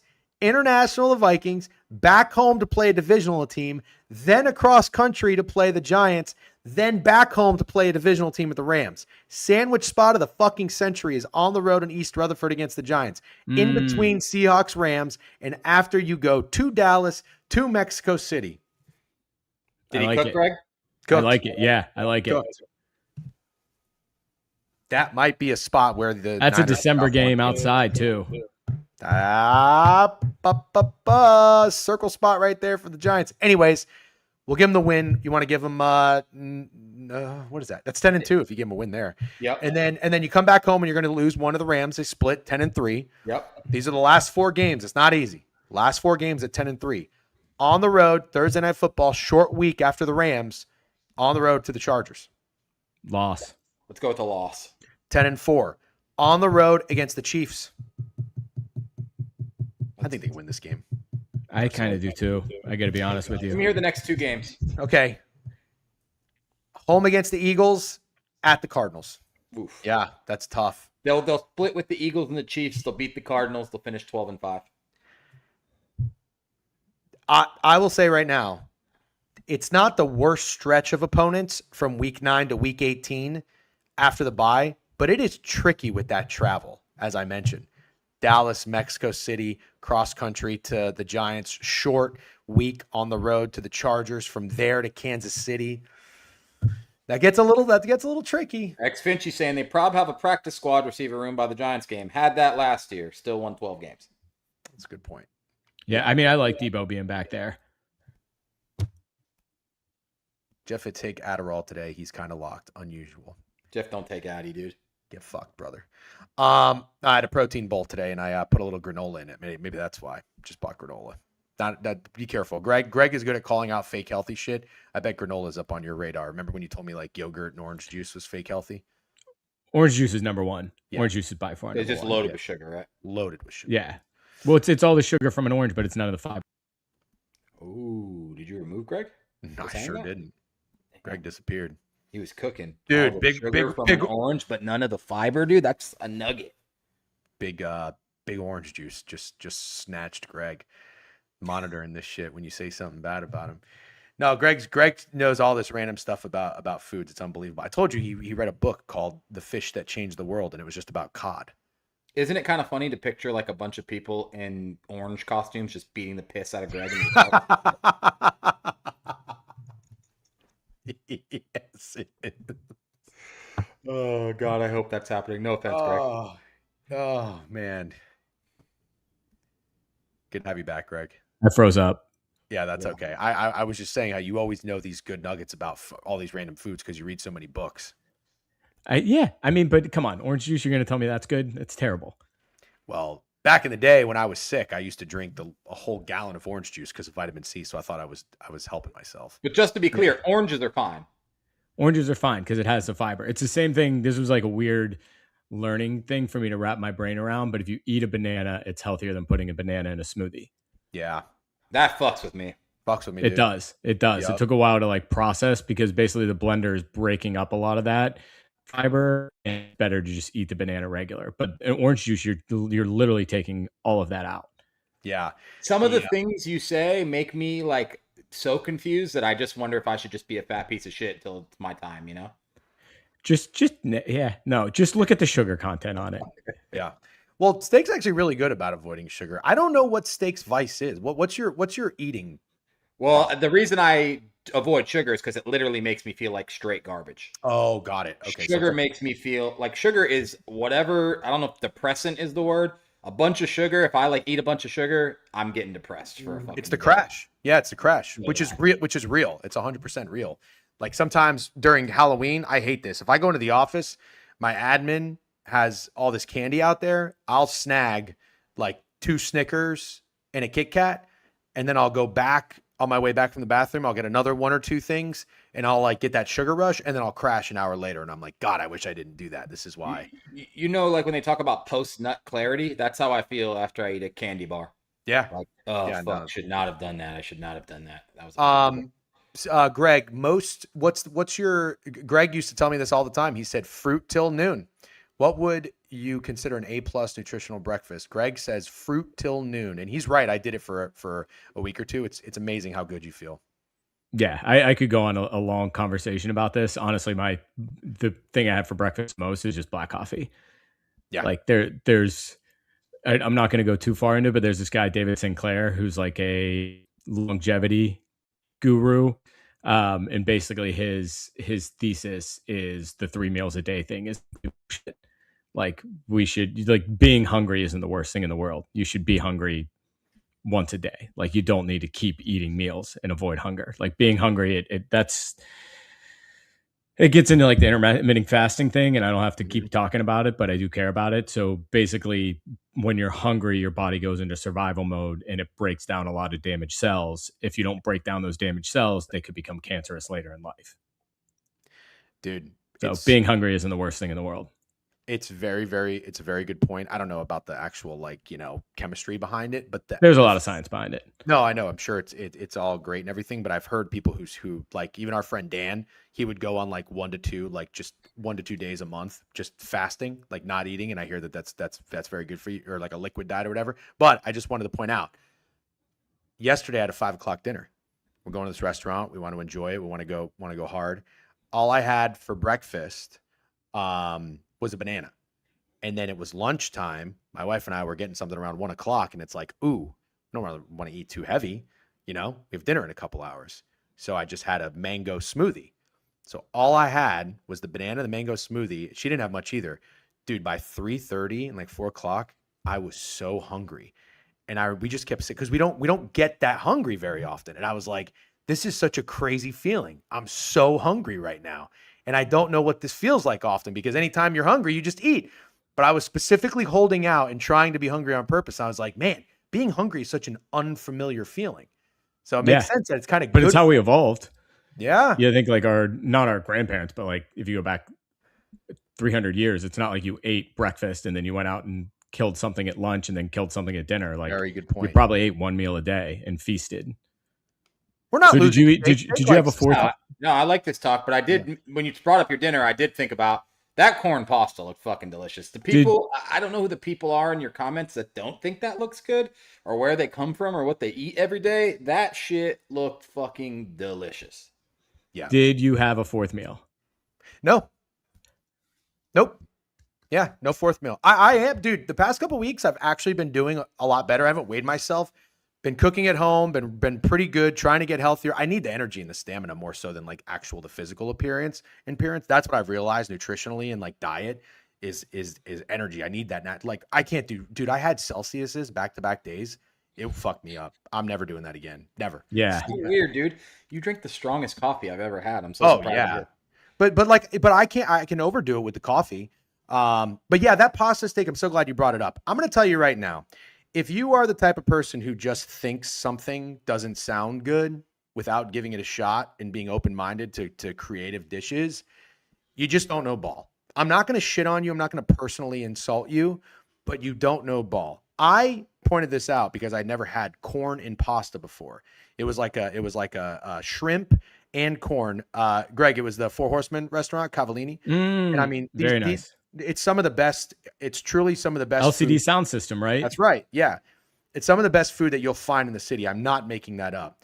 And this pasta dish sounded really good. And I was like, I've never had corn and pasta before. But I realized this corn is just underrated in general because it kind of felt like grits, like what you have in grits, but in pasta. I was like, man, this works so well. But like the crunch of the corn is very nice. It's almost like when you have like peas in a carbonara or something, you know, you don't always need it. You could have Peas like, and pasta is good as fuck too. I agree, brother. I agree. So it's like these crunchy things. It doesn't even really do so much for the taste. It's just the texture is very, very good. So, yeah, I mean, that's another hill I'll die on is go to your farmer's market because then you know what's in season. Like right now, corn is banging, tomatoes are banging, and that's what's going to be the best dishes at restaurants because everything's super fresh and local. And you know what the guy said? Dude, Greg knows fucking ball. I'm telling you, I mean, I'm at the farmer's market every Sunday farmer's morning. market to see what's in season is fucking. Well, Greg, it's so funny you said that because the server was phenomenal, by the way. Like walked us through every dish. The server said, I was like, man, this pasta's so good. And he goes, it's even better this time of year because corn has been in season and over time it gets sweeter. And I was like, oh my God, this is magnificent. So yes, if you are I'm going to go to the farmer's market this weekend. Not even joking, Greg. I'm actually love it. Good, Love it. dude, go. I'm at mine every Sunday. We go to the farmer's market, but I'll get an apple cider donut. Or I get like a nice fresh loaf of bread and like some delicious butter that came from some fucking farm upstate. You know what I mean? I don't really necessarily get like the fucking prawns and radishes. Go ahead, steak. motion to move to the Seattle Seahawks. Yeah. Not motion for you. I want to to stop talking about it, but I love talking about this stuff. Yeah, no, that was great. Honestly, that was great, and we needed it. But now I'm realizing it was also wild to watch Chewy like still. I thought he was still in his bed eating the chicken and waffle thing. It's just like, oh man, dude, nobody. You don't want to know what Chewy eats for breakfast, Greg. You really don't. Yeah, I've seen it. The Yap yesterday up here, but I'm just going to tell you. In the beginning of the Yap, they watched Chewy eat the waffle breakfast. So Biev started to count the calories while Rab and Trent called out Krabs' record for being fake. Then Krabs busts in the fucking door like a just an animal, and he starts fucking bitching at Trent. And Trent, I mean, I can't be too hard on Trent, but man, he didn't fight back. I feel like after that interaction, it's Krabs' company now. That's just my takeaway from it. But Biev never once stopped counting the calories in Chewy's breakfast. Literally. So Chewy had a 2,300 calorie breakfast. Yeah, that's wild. Yeah, you got to watch it. Greg's head is going to fucking explode. It's going to explode. Dude. It's going to explode, dude. Like the fact that it didn't even look like he still had the covers on him. Yeah, he still had a blanket. He did have a blanket. He got maple syrup in his bed. I thought he was sitting Indian style in his bed. He was. But at first I thought he was tucked into bed and just like got up and had a chicken sandwich. A s'mores shake to go. Dude, a milkshake with that order should not. You're gonna It get is real not fired like, up. listen, it's not okay. This is why America can't have free healthcare. I'm not gonna get political. That's why America can't have free healthcare because people are drinking milkshakes at 9 a.m. Chewy's the reason. Rude bets party at 94. We have your table ready. Drop the fucking parlay. Rude bets. Dude, I'm telling you, we don't have the time, but the chat seems really into this type of stuff. I'm telling you, having these conversations are very entertaining. It's good stuff, real world shit. It's good when you have. I feel like when I listen to health podcasts, it can be pretentious. I don't know what you want to say. It's just terrible because you have everybody who's more on the health conscious side than me, and when you have people going back and forth, it's ridiculous. But when you have people who are on a wide range, it's more entertaining conversation. Yes, and you're a great guy to talk about this stuff with because like you're not hoity-toity, and you like to live a little, even though you won't necessarily go out of your way to eat fast food. Like if we're driving to a Buffalo Bills game, you'll stop at a Wendy's and have a Dave's Double or whatever it was and drink a shot out of a bowling ball from Pinto Ron. But anyways, you gotta have some. You gotta keep your immune system on its toes. Yep. Let's get to the Seattle Seahawks. I have one more thing, and then we can transition off of this because sometimes I do watch these things, and the guy's almost selling me, and then sometimes because I don't know how much people follow health influencers on here, but sometimes they go way off the rails. But there was one guy talking about the cold shower and how that's so good for you. Supposedly, the best for you for cold is really cold water, specifically on your face in the morning. And the guy's really selling me on this. And then he's like, yeah, I have a big bowl in my kitchen. And next to that, I have a snorkel. So every morning I put the snorkel in and dunk my whole face in there. And I'm like, oh, nope, I can't do that. I got to stop listening to this guy. Like that's too far. I think you got God. No, dude, dead serious. One of the guys that wears the rose-colored glasses everywhere. I've seen people on TikTok do that. Yeah. Like the guy who ran and did the Saratoga water where he puts his face in. There's a guy who does it with a snorkel.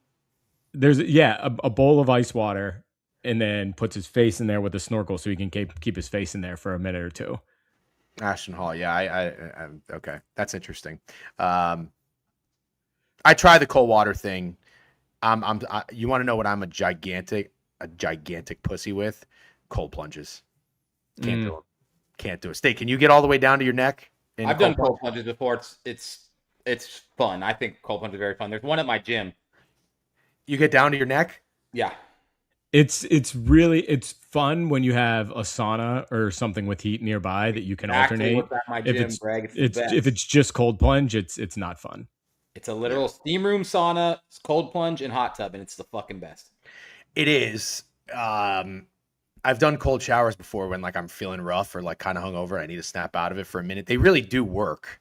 What's the science behind it? Not that we're just gonna spend too much time. They activate like your red blood cells or some shit like that, like cold water. It just forces your body into overdrive to heat up. Got it. Okay. All right. Damn, dude, we don't have time for this, but Snacks is fucking calling me out.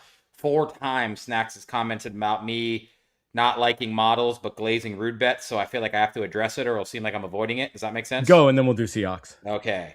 This is ridiculous, Snacks. It's a home run model or a strikeout model. That is not what I'm talking about whatsoever.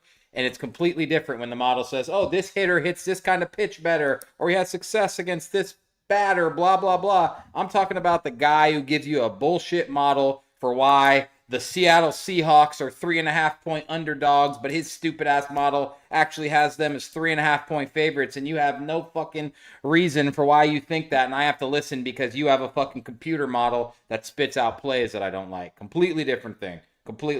I saw your comment the first time. Thank you. W Rude Bets. I love Rude Bets. W Rude Bets, thank you for the raid.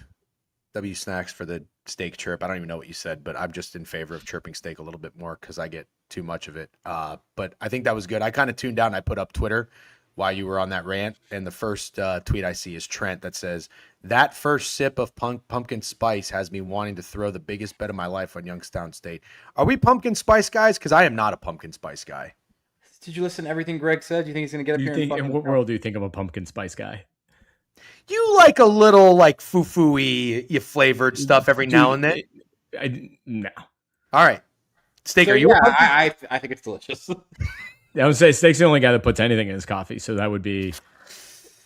Yeah, I'm sure no one's surprised hazelnut. To hear that I think it's delicious. Hazelnut's delicious. I like hazelnut. Yeah, I don't like pumpkin spice. All right, let's get back to business here. Let's just talk about the Seahawks. We'll try to fly through this. No pun intended with the Seahawks. Mike McDonald Been there 2 years, Super Bowl champions, new offensive coordinator Brian Fleury. Clint Kubiak is gone. He's now the head coach of the Raiders. Aiden Durd is the defensive coordinator, but we know Mike McDonald really is the defensive guy. 14-3 last year after a 10-7 head coaching debut for Mike. I do got to give credit to a lot of the sharps and the pros out there that go on the other betting networks that I listen to. They were glazing the hire of Mike McDonald. I thought in year one, he definitely had some hiccups. Never forget, they were the Seahawks with Geno Smith, and this is probably more of a Geno Smith thing or more of a Ryan Grubb thing. Pretty sure they had 2 safeties in the first half in a home game in week 1 2 years ago in Mike McDonald's coaching debut. I don't think I've ever seen that before. Anyways, fast forward, the Seahawks are in pretty good shape. They had one offseason acquisition, according to this offseason preview, Emmanuel Wilson, running back for $1.6 million. Very interesting. Guys they lost, some big names. Boye Mafe. He's now with the Bengals. Kenneth Walker. He's now with the Chiefs. Kobe Bryant, safety. He's now with the Bears. Tariq Woolen, now with the Eagles. That's about it. Draft. Pick 32, round 1. Jadarian Price, Notre Dame, ultimate fantasy sleeper. Just kidding. Safety from TCU, Bud Clark. Love a guy named Bud Clark. That's about it. All right, let's fly. I think Bud Clark is hurt, unfortunately. Okay. Darnold, for the year. Quarterback. Backup is Drew Lock. Zach Charbonnet, who's injured. So who's going to start at running back? Likely Jadarian Price, probably getting splitting carries with George Halani, apparently. The entire offensive line's coming out. Probably one of the better draft picks. Love a draft pick from a smaller school early in the first round. The Bucs did this with a guy named Ali Marpet, who was a bad motherfucker for a while. He retired a little earlier. Gray Zabel was awesome last year. Also, Charles Cross, left tackle, is all I really know on that offensive line. A.J. Barner, I don't know if I said him. Cooper Kupp, Jackson Smith and Jigba, and Rashid Shaheed. They got him from the Saints midseason, which was an excellent move. Let's look at the defense, one of the better defenses in the entire NFL. Dexter Lawrence, Byron Murphy, I believe he was a Texas defensive tackle, if I'm not mistaken. Leonard Williams, the USC defensive end. I think they got him from the Jets. Ernest Jones, the fourth, linebacker. Julian Love, strong safety, Notre Dame legend. Emanwari, South Carolina, GOAT, as the kids would say, safety, another great fucking draft pick there. And Devin Witherspoon, the shutdown corner from Illinois. Nothing is better than nailing a corner in the draft. Shout out Patrick Surtain. Shout out even J.C. Horn. Been a little injury, but those are some guys that I think people have swung on and gotten recently. Okay, so they have a 10.5 win total. They're in a very difficult division. Favored in 14 games. Greg, I think we started with you last time. Steak, why don't we start with you? What is your outlook on the Seattle Seahawks coming into the season? Doesn't really seem like a whole lot of people are talking about this team. Hey, listen, I'm the perfect person to ask this question because I had such a toxic up and down relationship with the Seattle Seahawks last year. I came in and I told you this offensive line sucks and there's no way you can put Sam Darnold behind a bad offensive line and expect success. And I got shit on. I mean, we lost followers. Remember this? People were so mad at us because let's just say, Seattle Seahawks, love you to death. I did a complete 180 on your team. I think I nailed it. You're sensitive. Seattle Seahawks, you're up there on the sensitive fan base. A couple people straight up said, I'm not listening to this stream anymore. Fuck Jeff, fuck Steak. And I watched this team play 3 football games, and I immediately realized I was wrong, and I held myself accountable, and I said, first of all, Gray Zabel is absolutely fucking insane. The way he just completely changed around an offensive line from being one of the worst to being serviceable was insane. JSN's leap to being the best wide receiver in the NFL last year was insane. But mostly, dude, the defense was dirty. People talk about the Texans. People talk about the Broncos. I still don't think people talk about the Seahawks defense enough, which is crazy because they just won the Super Bowl. The Seahawks have a nasty fucking defense, and they all complement each other perfectly. And now we have another fucking year of doubting this team. That's what people are doing. You don't want to admit it, but people are doubting the Seattle Seahawks again. And you said, yeah, they had big losses. I look at a defense that just about returns everybody. Fuck Reek Woolen. He was the biggest problem on the defense last year, causing shit on the sidelines. He wasn't very good. Kobe Bryant's good, for sure, but Julian Love, Emanwari, and Devin Witherspoon, still an insane secondary. This is just an insane team. A.J. Barner should be better. Rashid Shaheed was an incredible pickup because I have my questions about Cooper Kupp, but when you go Cooper Kupp, Rashid Shaheed, a JSN as your receiving crew, and AJ Barner takes a leap, and the offensive line should get better. And I don't really give a shit. I think Jadarian Price is going to be really, really good. And I don't know what you could possibly have negative to say about what Sam Darnold did in that playoff run. Dominating the Niners in the regular season to win the division, and then going right back and doing it again in the playoffs. Man, I think we are sleeping on the Seattle Seahawks again, and I think that should make everybody terrified because I think it's the worst team to sleep on, and they showed that last year. Very well said. Very well said. I'll go next. We'll switch it up. Greg, you can finish. Good job holding yourself accountable. Coming out here, the overall tone on the Seahawks last year before last season was definitely leaning towards fading. I think one of my first tweets actually in the offseason was it was when the Seahawks signed Sam Darnold, and I said, "You're buying Sam Darnold's stock at its all-time high. There's no way this ends well." So I am, even though I ended up not fading the Seahawks, I am still a moron because I did it in the playoffs. I did. I bet the Rams. I bet the Niners +7, and I told myself, I said, Sam Darnold is not winning a Super Bowl. I even made a tweet with lists of teams that aren't winning the Super Bowl. I put the Seahawks on there, but it was basically because of Sam Darnold. Really didn't disrespect anything else. If anything, what kept me off taking the Seahawks out of the win total was that defense. As I told you, funny enough, I was up late one night and I would put on Mina Kimes' podcast, which I didn't even know she had a live version of it. She was doing a live show talking with Julian Love, and he was going through the roster, and I was like, my God, they're fucking dudes. They're straight up dudes. That was one of the better seasons we're ever going to see from a team that just came out of nowhere. And when they hit you in the mouth, you realize, like, should I really be this surprised? The only thing that should have been that surprising was the name Sam Darnold. But kudos to Sam Darnold, because how surprising was it really? He played his ass off and was great with the Minnesota Vikings the year before. The thing we fucked up with is we gave too much credit to the quarterback whisperer, quarterback guru, Kevin O'Connell, who ain't a guru or shit. Really, it was a triumphant story of a guy who was left for dead in the NFL, worked his way back, and the Seahawks are brilliant for taking a shot on him. So you will not, the year after this happened, you will not catch me putting $1 against the Seattle Seahawks, because I do not think that this was a flash in the pan at all.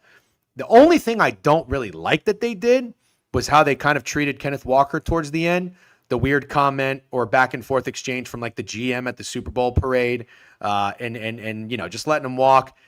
Yeah, you go out and you draft Jadarian Price. I think Kenneth Walker was an important piece. And also, more importantly, somebody said in the chat, Steak, I forget if you said it or not, Clint Kubiak might have been a really, really valuable offensive coordinator. And the one thing we've seen from a team that's gone to a Super Bowl fall flat on their face is they can see a lot of failure when you change those coordinators, a la the Philadelphia Eagles a couple years ago, when they lost not one, but two with Shane Steichen and Jonathan Gannon. Now, obviously, having McDonald there and that defense there is huge. You have a lot of the same pieces. You're bringing back the offensive line. I think they're only going to get better. JSN is not a fluky wide receiver. Sam Darnold's going to improve.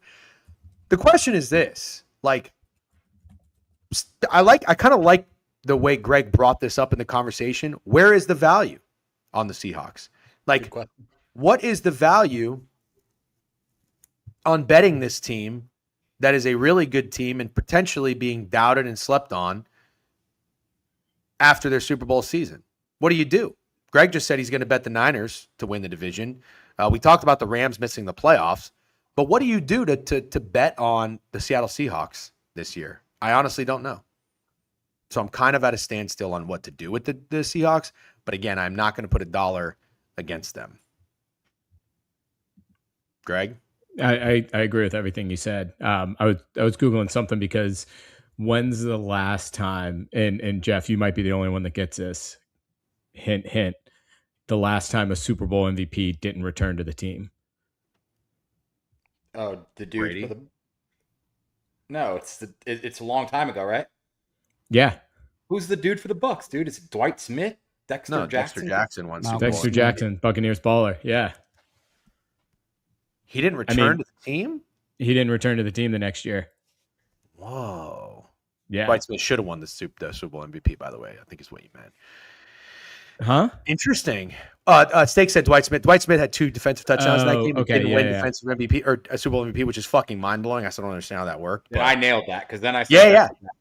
Dwight Smith was a dog. I mean, Dexter Jackson was good too. But anyways, Dexter Jackson, Buccaneers balling. Great exactly, job. Exactly. Good job. That was the main thing I remember too.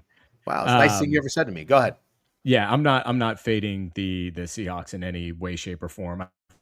As much as you name some guys on defense, I mean, Mike McDonald's going to be able to scheme and figure that out. Like nothing's that detrimental that I don't think he can work through it. I think the Kubiak loss is huge, and you're talking Kenneth Walker gone, and you're talking Charbonnet gone. Like that to me, Sam Darnold had a miracle year. I think we all made fun of ourselves for Seahawks takes. Literally, I read the newsletter from last year and I said Geno Smith to Sam Darnold's a lateral move. So I might have had the worst take out there on it. We were all spitting on him. It's okay. Yeah, it was bad. It was bad. But I'm fading. The only thing, and this is a bad bet, so I'm very hesitant to take it. Something about it makes me want to do it, but JSN under yardage for the year. I just think coming off of Offensive Player of the Year, I think having Kenneth Walker gone is going to cause some disruption to this offense. Again, not something I'm that committed to, but if you made me held my feet to the fire and took a Seahawks play, like I'm not saying he came out of nowhere last year, but to go to Offensive Player of the Year, he came out of nowhere. So I wouldn't be surprised if he took a big step back. Especially, I mean but that all points to Kubiak and just what he was able to do with him. So yeah, listen, I don't like fading the player, but I understand the situation. And like I said, I mean, there are always those players, whether we want to believe it or not. That's why I was kind of even like the guy I'm pointing to is Jahmyr Gibbs, unfortunately. But I don't hate it. Steak, do you have an idea of how you'd like to bet this team? Well, I have a little pushback on something Greg said because it feels to be the consensus in the chat. Sam Darnold didn't have a miracle year, and he wasn't perfect. He actually had less yards, less touchdowns, more interceptions, and a worse passer rating than he had in Minnesota, and they won the Super Bowl. And I think that's actually the testament to how good I'm saying this Seahawks defense is. I think most people would try to tell you the Texans have the best defense in the NFL. I think it's the Seahawks, and I think it's the Seahawks again. That's what I want to back is the defense. But attacking them, I'm going to have them to win the Super Bowl. Really? Yeah. Well, I have no first reason time why I'm hearing this. Can't win the Super Bowl again. Is that your first? Kubiak loss is too much. First time in a while. Not the first time I'm hearing you say you're betting the Seahawks to win the Super Bowl? No, because I told you early this year that the 2 regression candidates were the 2 teams in the Super Bowl, and I was going to be backing both of them to have great years, Patriots and Seahawks. Everything you just said was not you're taking the Seattle Seahawks to win the Super Bowl this year. I said I thought it was very possible that there's a Super Bowl rematch this year. Greg, am I off here? Steak just said he's betting the Seahawks with Greg up until the last month or two, just to be clear. I'm just saying, Steak just told me today he's taking the Seahawks to win the Super Bowl, and then he alluded it. He gave you some foreshadowing. Correct. He foreshadowed. Did the words Seahawks win the Super Bowl? Okay, well, I don't have to. How about that? I don't fucking have to. I don't fucking have to. I'm not taking sides here. You don't have to. There's nothing. This isn't a problem. I'm just saying I didn't know you were betting the Seahawks to win the Super Bowl. Yes. Now you do. I know that's now I do. Why you talk about me making things a thing? You didn't have to make that a fucking thing. So here's my point. Here's my question rather. Is that your first choice? Is that your first Super Bowl bet? I don't know who your Super Bowl winners are. Yeah, I think so. I think the Seattle Seahawks are my favorite team to win the Super Bowl this year. Okay, this is great. This is awesome this is great for live streaming and live shows. We are all hearing you say this for the very first time. You never told us before this. You never texted us. It's on the newsletter. Yes, saying that you thought both teams in the Super Bowl were going to have good years is something that you said. That's not saying that the Seahawks are going to repeat to win the Super Bowl. So I like it for what it's worth. Anyway, to tie back to my this team, and I think it's silly to fade this good of a defense, so I just can't get there doing anything against this team because I think Sam Darnold really could better this year. But I just JSN thing is the only pick there that I really got my eye on. Greg's lagging for me a little bit. Is he lagging for you? Yeah, he's lagging for me. My internet connection's bad. That's all right. You did a great job and been going strong for an hour and a half. By the way, Tailing Dawes, I saw the exchange you had. Joel CP, thank you for coming to my defense. Tailing Dawes says it was not Sam Darnold's all-time high when I said the Seahawks signed him a year ago. You said the Super Bowl was his stock. I know you're smarter than that, and you can figure out what I'm saying. When the Seahawks signed Sam Darnold to be their quarterback before he won the Super Bowl, that was Sam Darnold's all-time high, and it worked out. So thank you, Joel CP, for coming to the defense there. Offensive player of the year, offensive rookie of the year. Somebody said Price. I don't know. I don't know that I like that. Fantasy wise, anybody you're into? AJ Barner? I don't know. Can he be a fun player? Yeah. Sure. AJ Barner can be. I kind of like Holani because a lot of the eyes are on Price, and it's still gonna be a decent split. Like I had Kenneth Walker last year, and it drove me crazy because he was so much better, but he never scored a touchdown. So frustrating, dude. So frustrating. Okay.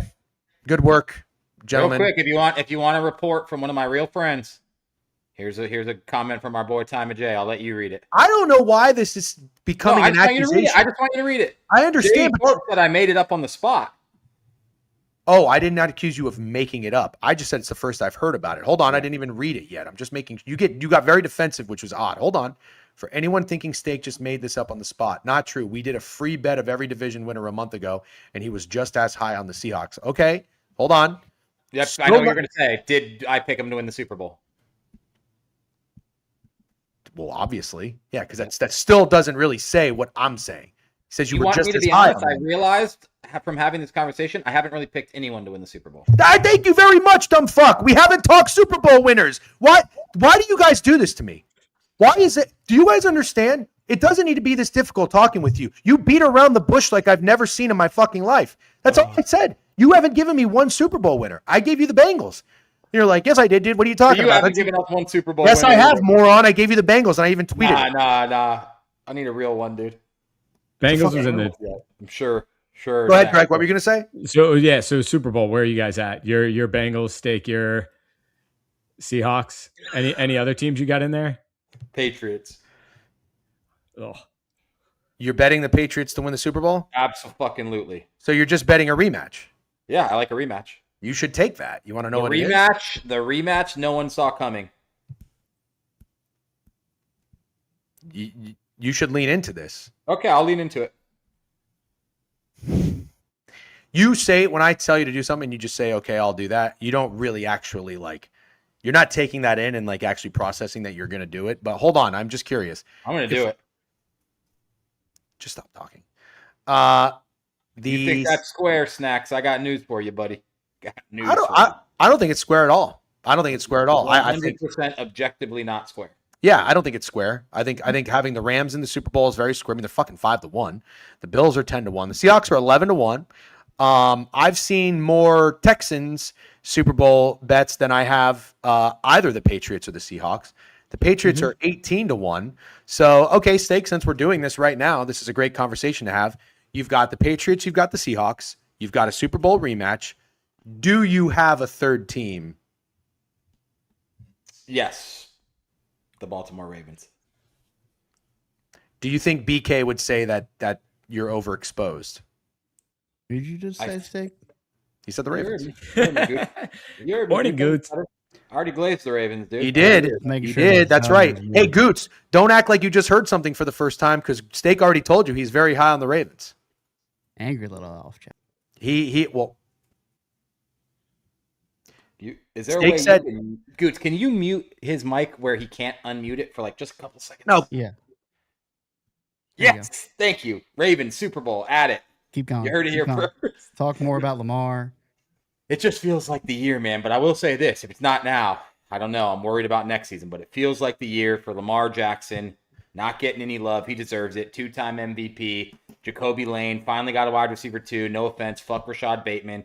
Tight end 1 is very clearly Mark Andrews. I didn't really love trying to figure out who the tight end was. Tight end 1 was between Andrews and Likely. Now it's fucking clear as day. Everybody's healthy. One of the most injured teams in football last year. It's all adding up. Everyone's excited about the Bengals again. I bet. Fucking Aaron Rodgers is a year older. I bet. Deshaun Watson, fucking don't get me started. It's the Ravens here. Now you can unmute, Jeff.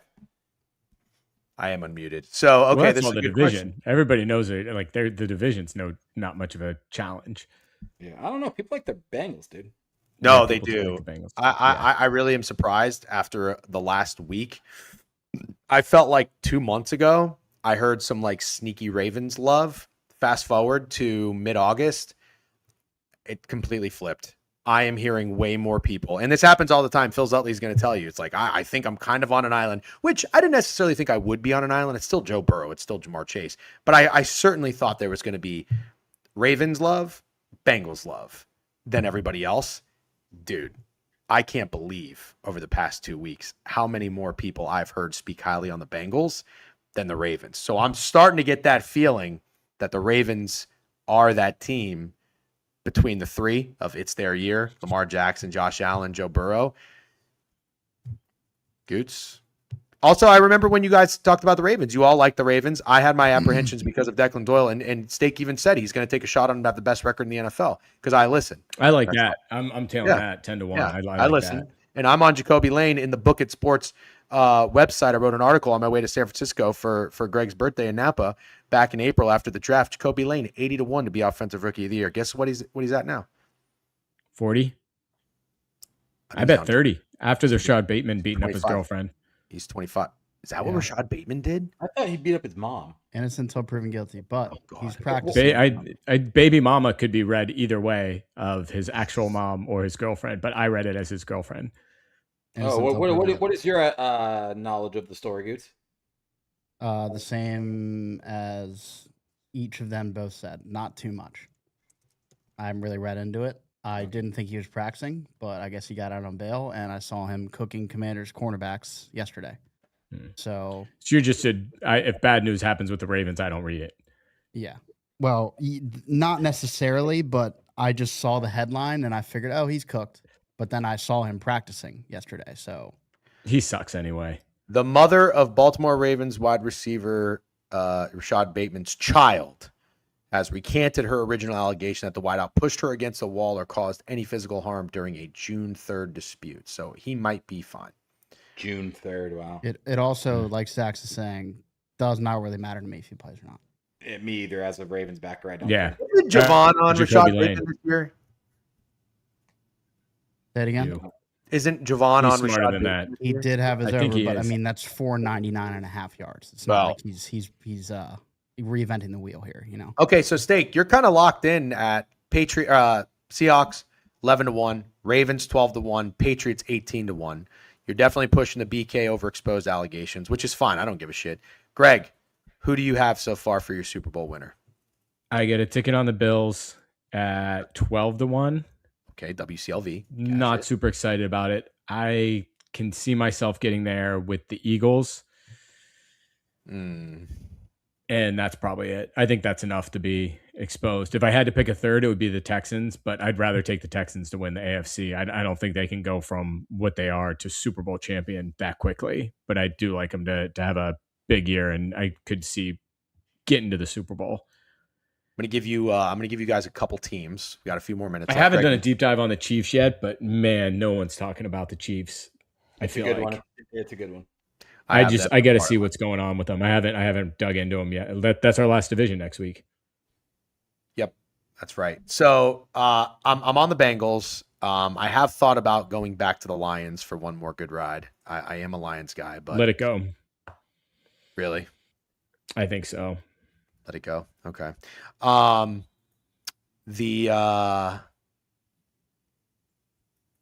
Yeah, I don't know who else. I wanted to give you guys a couple of teams. If there was to be another Seahawks-ish team to come out of nowhere. Now the Seahawks were 60-1. This team that's going to win the Super Bowl is not 60-1. But other teams, you've got the Vikings 35, the Jags 27, Colts, Bucks 45, Steelers 55, Giants, Commanders. Any of those teams that you think can make a splash? Did you guys hear what I just said or no? I did. I'm looking. No, for me, the furthest down the odds I'd go with the team that I think could make a run is the Dallas Cowboys. Cowboys. Jeff, you'll like this. If I had to pick a long shot, Bucks. Bucks at 45-1's not a bad look. I actually don't hate that. I don't hate it either, man. The Bucks defense should be fucking nasty. If they're healthy. Steak, are you good? Looks like you like are. But also, do you see Todd Bowles as something being going on. Super Bowl champion? Got it. What's that, Greg? Do you see Todd Bowles being like No. Super Bowl champion? Todd Bowles is it's not. God, that's exactly why I can't do it. But 45-1. I mean, who cares? Said that about Sam Darnold. It's like There you Grammy go. winner Tashiaki 6'9", like just someone who has no business in there. Tashiaki. What the fuck did you just say? Kakashi. Oh, Tashiaki? you know, Did Did he win a Grammy? no, I'm saying like it's someone who has no business being at that level. God, that's a fucking hilarious comp. God, that's funny. Did you just somehow manage to compare Tekashi 6'9" to Todd Bowles? He did. Basically, yeah. That was good. That was good. Something. That was something. This is why all three of us need to be together a little bit more. So I'm not the only one saying dumb shit because the chat needs to have. We need to I diversify. don't know if that was dumb, dude. I don't know if It's that was not. dumb. Did he die? I don't think. No, I think some people wish he did, but Oh, somebody said 6'9" in 2026 with a broken heart emoji. yeah, but that doesn't mean he's dead, guys. That doesn't mean he's dead. That means you're talking about him in the big 2-6. You. Oh, so the heart breaks because we're talking about. I think low-key, I probably Oh, might okay. be sad that he's alive.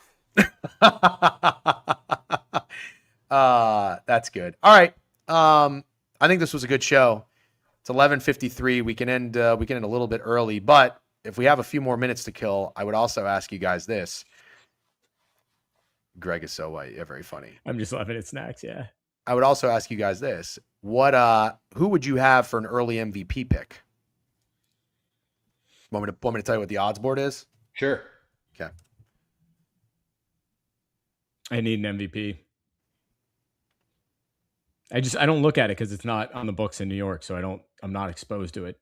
I know. There's an offshore book that I've told you about 1,000 times. I'm just done talking. Yeah, I know. But I'm saying when I'm just perusing and like shopping, it doesn't pop up. I know. You also took 2 years to use Apple Pay for the first time, and then when you used it, you were Mr. like, Association, after an hour and 54 minutes, I think had the worst comment that I've seen today. What He he said, say? "Bro, the season hasn't started. What's the point of these picks?" Is that serious? A serious I don't know. question. You know how I feel every time you go after the chat, though. Get his ass. All right, let's see the MVP odds. Is All right. that? I don't even know. I can't even comprehend that question. It's just unbelievable. The So, chat. you time out so many people. Time out Mr. Association for 10 minutes for me. Get him out. Get him out. That's a dumbass fucking question. Why are we talking about the NFL season and futures and awards 2 weeks before the NFL season starts? Time that motherfucker out, dude. I had enough. 2 hours of giving you fucking blood, sweat, and tears. Greg was fucking cooking, absolutely cooking. Don't get me started on what Greg was doing. And your stupid fucking ass comes in here and says, what is the point of this? What do you want us to do, man? It's a fucking podcast about sports. We're talking about the most popular fucking sport in the world. Time that motherfucker out. Take a break. Mr. Association, go fucking touch grass. On your fucking head. I don't scuba. On your fucking head. Now, whatever you were going to say, Jeff. Sorry.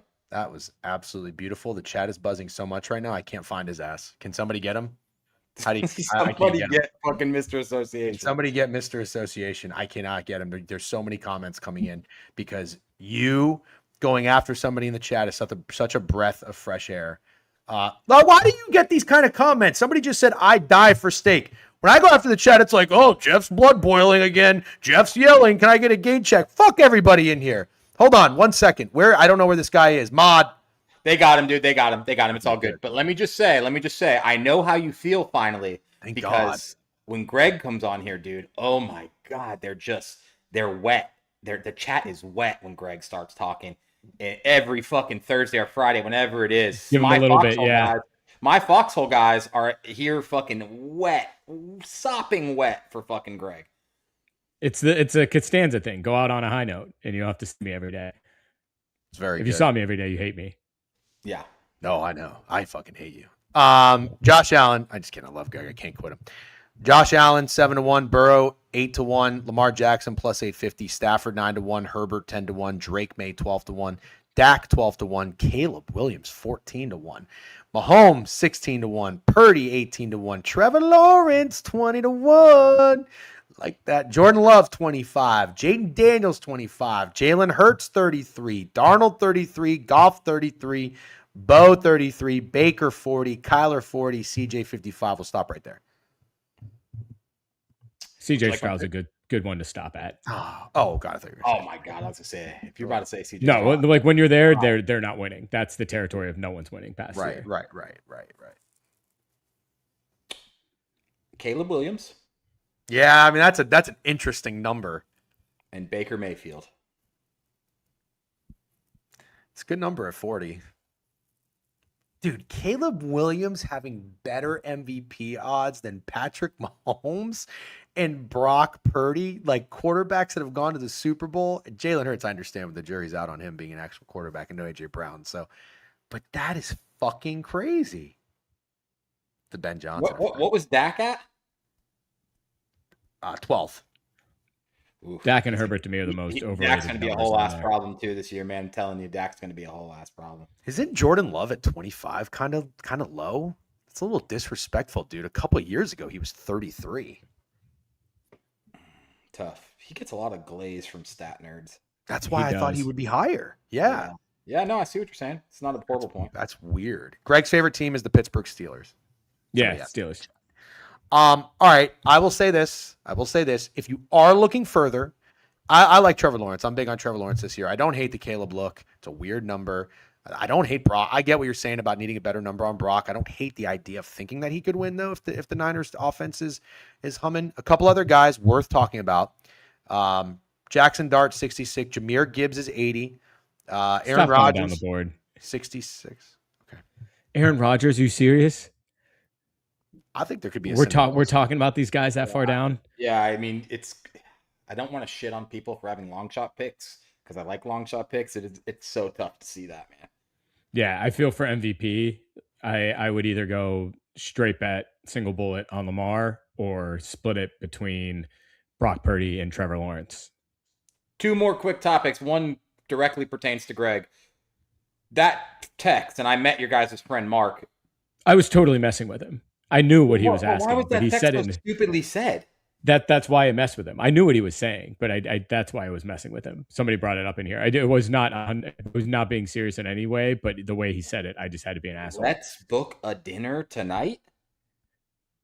Yeah, it's a little confusing. Yeah, It's confusing. It's so odd. Let's.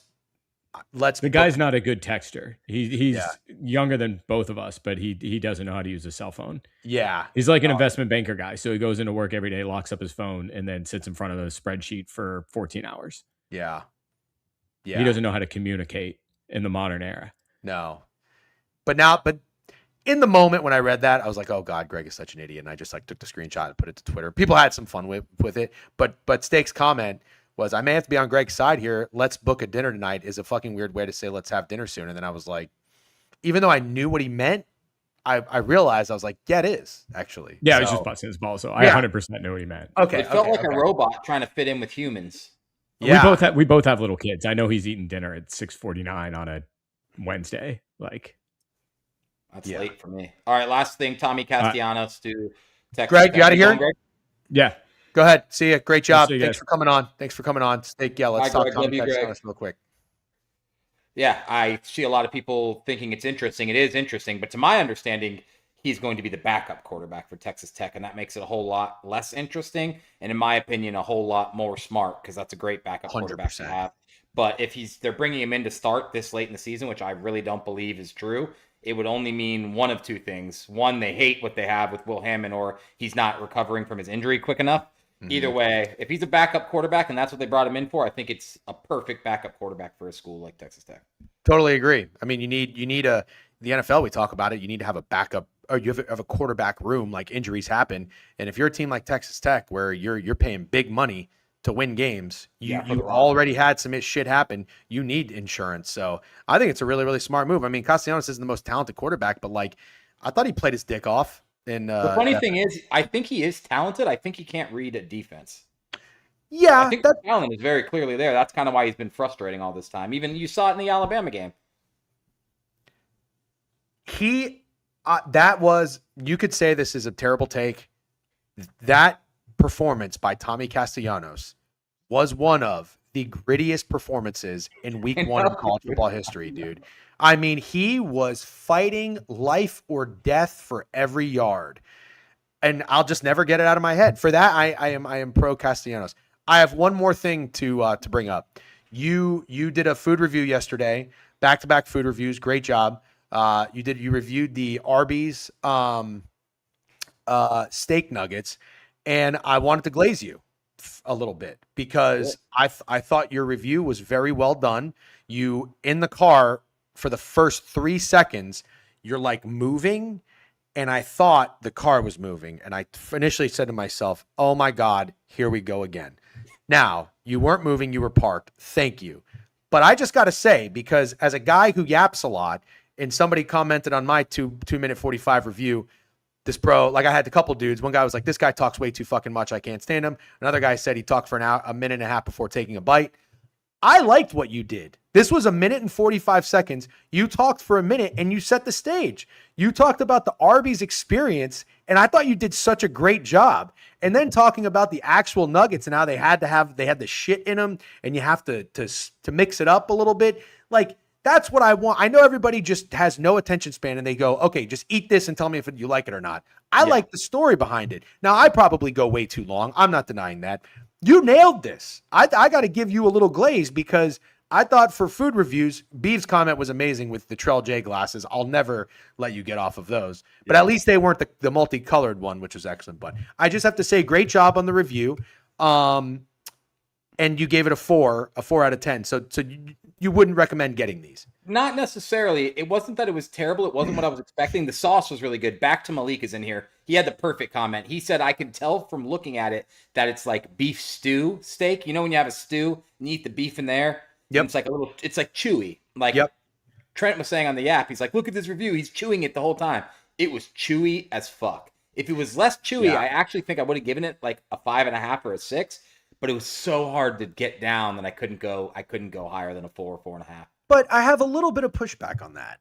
Yeah. Steak is chewy, so it's like it's I'm supposed telling you, man, and I'm not going to make you try it or ask you to do a review. It was absurdly chewy. Okay, I'll take your word for it. But also at the same time, as you told me yesterday, it was like you're reviewing chicken and waffles, so you can't be like, I'm not a chicken and waffle guy. I would think a steak nugget is not going to be like a chicken nugget, where you just, I agree. It's just, I actually don't know what to compare this to. Whereas with chicken and waffle, I knew what to compare it to. I had nothing to compare this to. The last thing I want to say, we didn't get to touch on too much because we were moving and Greg was here, but I didn't see the yap. You did it. You did a great job recapping it. I even saw what actually had happened, but Trent chirping Krabs coming in and said, "Do you want your ass kicked? Cause I'll do it," was kind of a bar, if I'm being honest. Like, is he overreacting? Is he a little too mad? Whatever. That's a different subject and a different story. Coming in and saying, "Do you want your ass kicked? Cause I'll do it." It's that you thought that was the best part, but really the best part was when he said, "You're treating me like I'm a piece of shit." And Trent said, "You do that to me every day." And he goes, "It's because you are a piece of shit. You're shit. You're shit at gambling. It's how you got famous." That shit was so funny, dude. So funny. The one thing I have a little pushback on, I get where Krabs is coming from, because it would be annoying if all you did, like, you can bust my balls on losing wagers all the time. Yeah. But like, when you do other things of the accusations of other stuff and get people fired up, that annoys me if it's all you're doing. I don't think Trent ever has a balance, and balance is important. Does Trent ever glaze Krabs? No, I've never heard it. He glazes Jovan. I think he glazes Jovan. Well, yeah, and that's kind of the running joke. He likes to tail Jovan. I've never heard him glaze Krabs. Also, one other thing I think you didn't bring up. Did Rav do like an A+ job of instigating something? Because Rav showed Trent the screenshot of Krabs bragging about his record. I missed that. Krabs burst in and Rav goes, "This is exactly what I wanted to happen." Oh, I heard him say that, and I didn't know what he meant. Yeah, Rav was like the ringleader of the whole thing. Now, the one thing I don't agree with Krabs on is he said, "You're a shit gambler. You're the fade god. Don't forget it." He did build this company by being the fade god. Yeah, well, he did say that's how you got famous. He said, "You're the fade god. That's how you got famous." If you are an employee of Book It, I don't think Krabs is an employee after that, dude. I think Krabs is the owner now, and then Trent is the employee. If I have to. So that was like you were disappointed with Trent's reaction. Yeah, I'd say I was a little bit. I would like to see, you might as well. You fucking called him out for his record. If he comes in the room, you might as well fucking go a little harder. All right, I love it. Either way, somebody said it was cinema is very good. Yeah, that is hilarious. Are we going to talk baseball today? Yes, we are going to do. We have a pick a pregame show that we do once a week. And remember, during off season of football, we're just kind of picking landing it on a Thursday. There's not a whole lot of baseball going on, but I think there's 5 games tonight. We'll talk about. Are there preseason games tonight? I think so. Yes, there is. There might be. So we will talk. Speaking of, beat the streak. New feature to beat the streak. There you go. And it starts tonight. I don't really know if I want to start my beat the streak betting preseason football, but I'm going to give it a shot. However, football will now be on beat the streak. Not just football, sides and totals, fucking player props, NFL. So you don't just have to do baseball. I know there's a lot of people out here that are a little tired of baseball. I got my ass kicked yesterday, even though I got 4 in a row on beat the streak. No big deal. You can now do football, NFL football, and NFL player props on beat the streak. Very fucking excited. Go ahead, Goots. Yeah, go try it out, chat. You can start your streak in the preseason, carry it over in the season, but yeah, we're just testing it out with preseason. But yeah, it's gonna be Sinnoh. Beat the streak all year for the NFL. Yeah, excellent, great job. Don't forget about Survivor. Mr. Association showed his face again and said L something, so I timed him out one more time. Sorry, what's that? Same payouts, by the way. $10,000 in monthly prizes each week. One other question, Goots. Can you swap? You could bet baseball one day and NFL the next day if you wanted to. No, right? it's different things. Got it. Each pool is its own thing. Got it. Okay. You can't mix sports. It's two different sports. Same concept, just 2 different sports. Perfect. Oh, wait a minute. Okay, so for beat the streak, if you're doing a streak, you're doing one for football specifically. It's 2 separate. Yep, 2 separate. I didn't realize that either. Yes. I did not realize that at all. Okay. Yeah, it's 2 different. I am pretty sure. Well, I don't know that. We got to get confirmation on that. Let me ask Krabs. Why don't you clarify it on behind? Krabs will know, and I'll come right back. Okay. Yeah. Mods, I love you, but I do not want Mr. Association banned. Just to be clear. I know you don't. That's why we just put him in the bin again. All right. So Steak, what time are we going live? 5:30, or 6? 5:30. 5:30. We'll be live. BTL 12:30. Yap at 2 p.m. Stick around. Get your beat the streak play in, and go ahead, Goots. Oh, I think he was done. No, he just added himself. Oh, not that I see. All right, apologies, chat. Still working out the kinks here. It's all one. Yeah, that makes more sense. So when baseball ends, it'll be done. And then it'll be all NFL, and hopefully we add some extra sports in there as well. But yes, all one. Pick whatever sport you want. Yeah. Right. Okay, cool. Put thank you, Goots, in the chat for all that fucking confusion. Thank you, Goots. Thank you, Goots, and W. Greg, as always, for making the appearance, making the time. That was the NFC West. We are making our way through the NFL and their division previews. Steak, you and I got to finish our best bets, win totals. We finalized those. We'll be in touch later. And you guys have a great day. Good luck on your wagers. Thanks, as always, for tuning in. BTL is up at 12:30.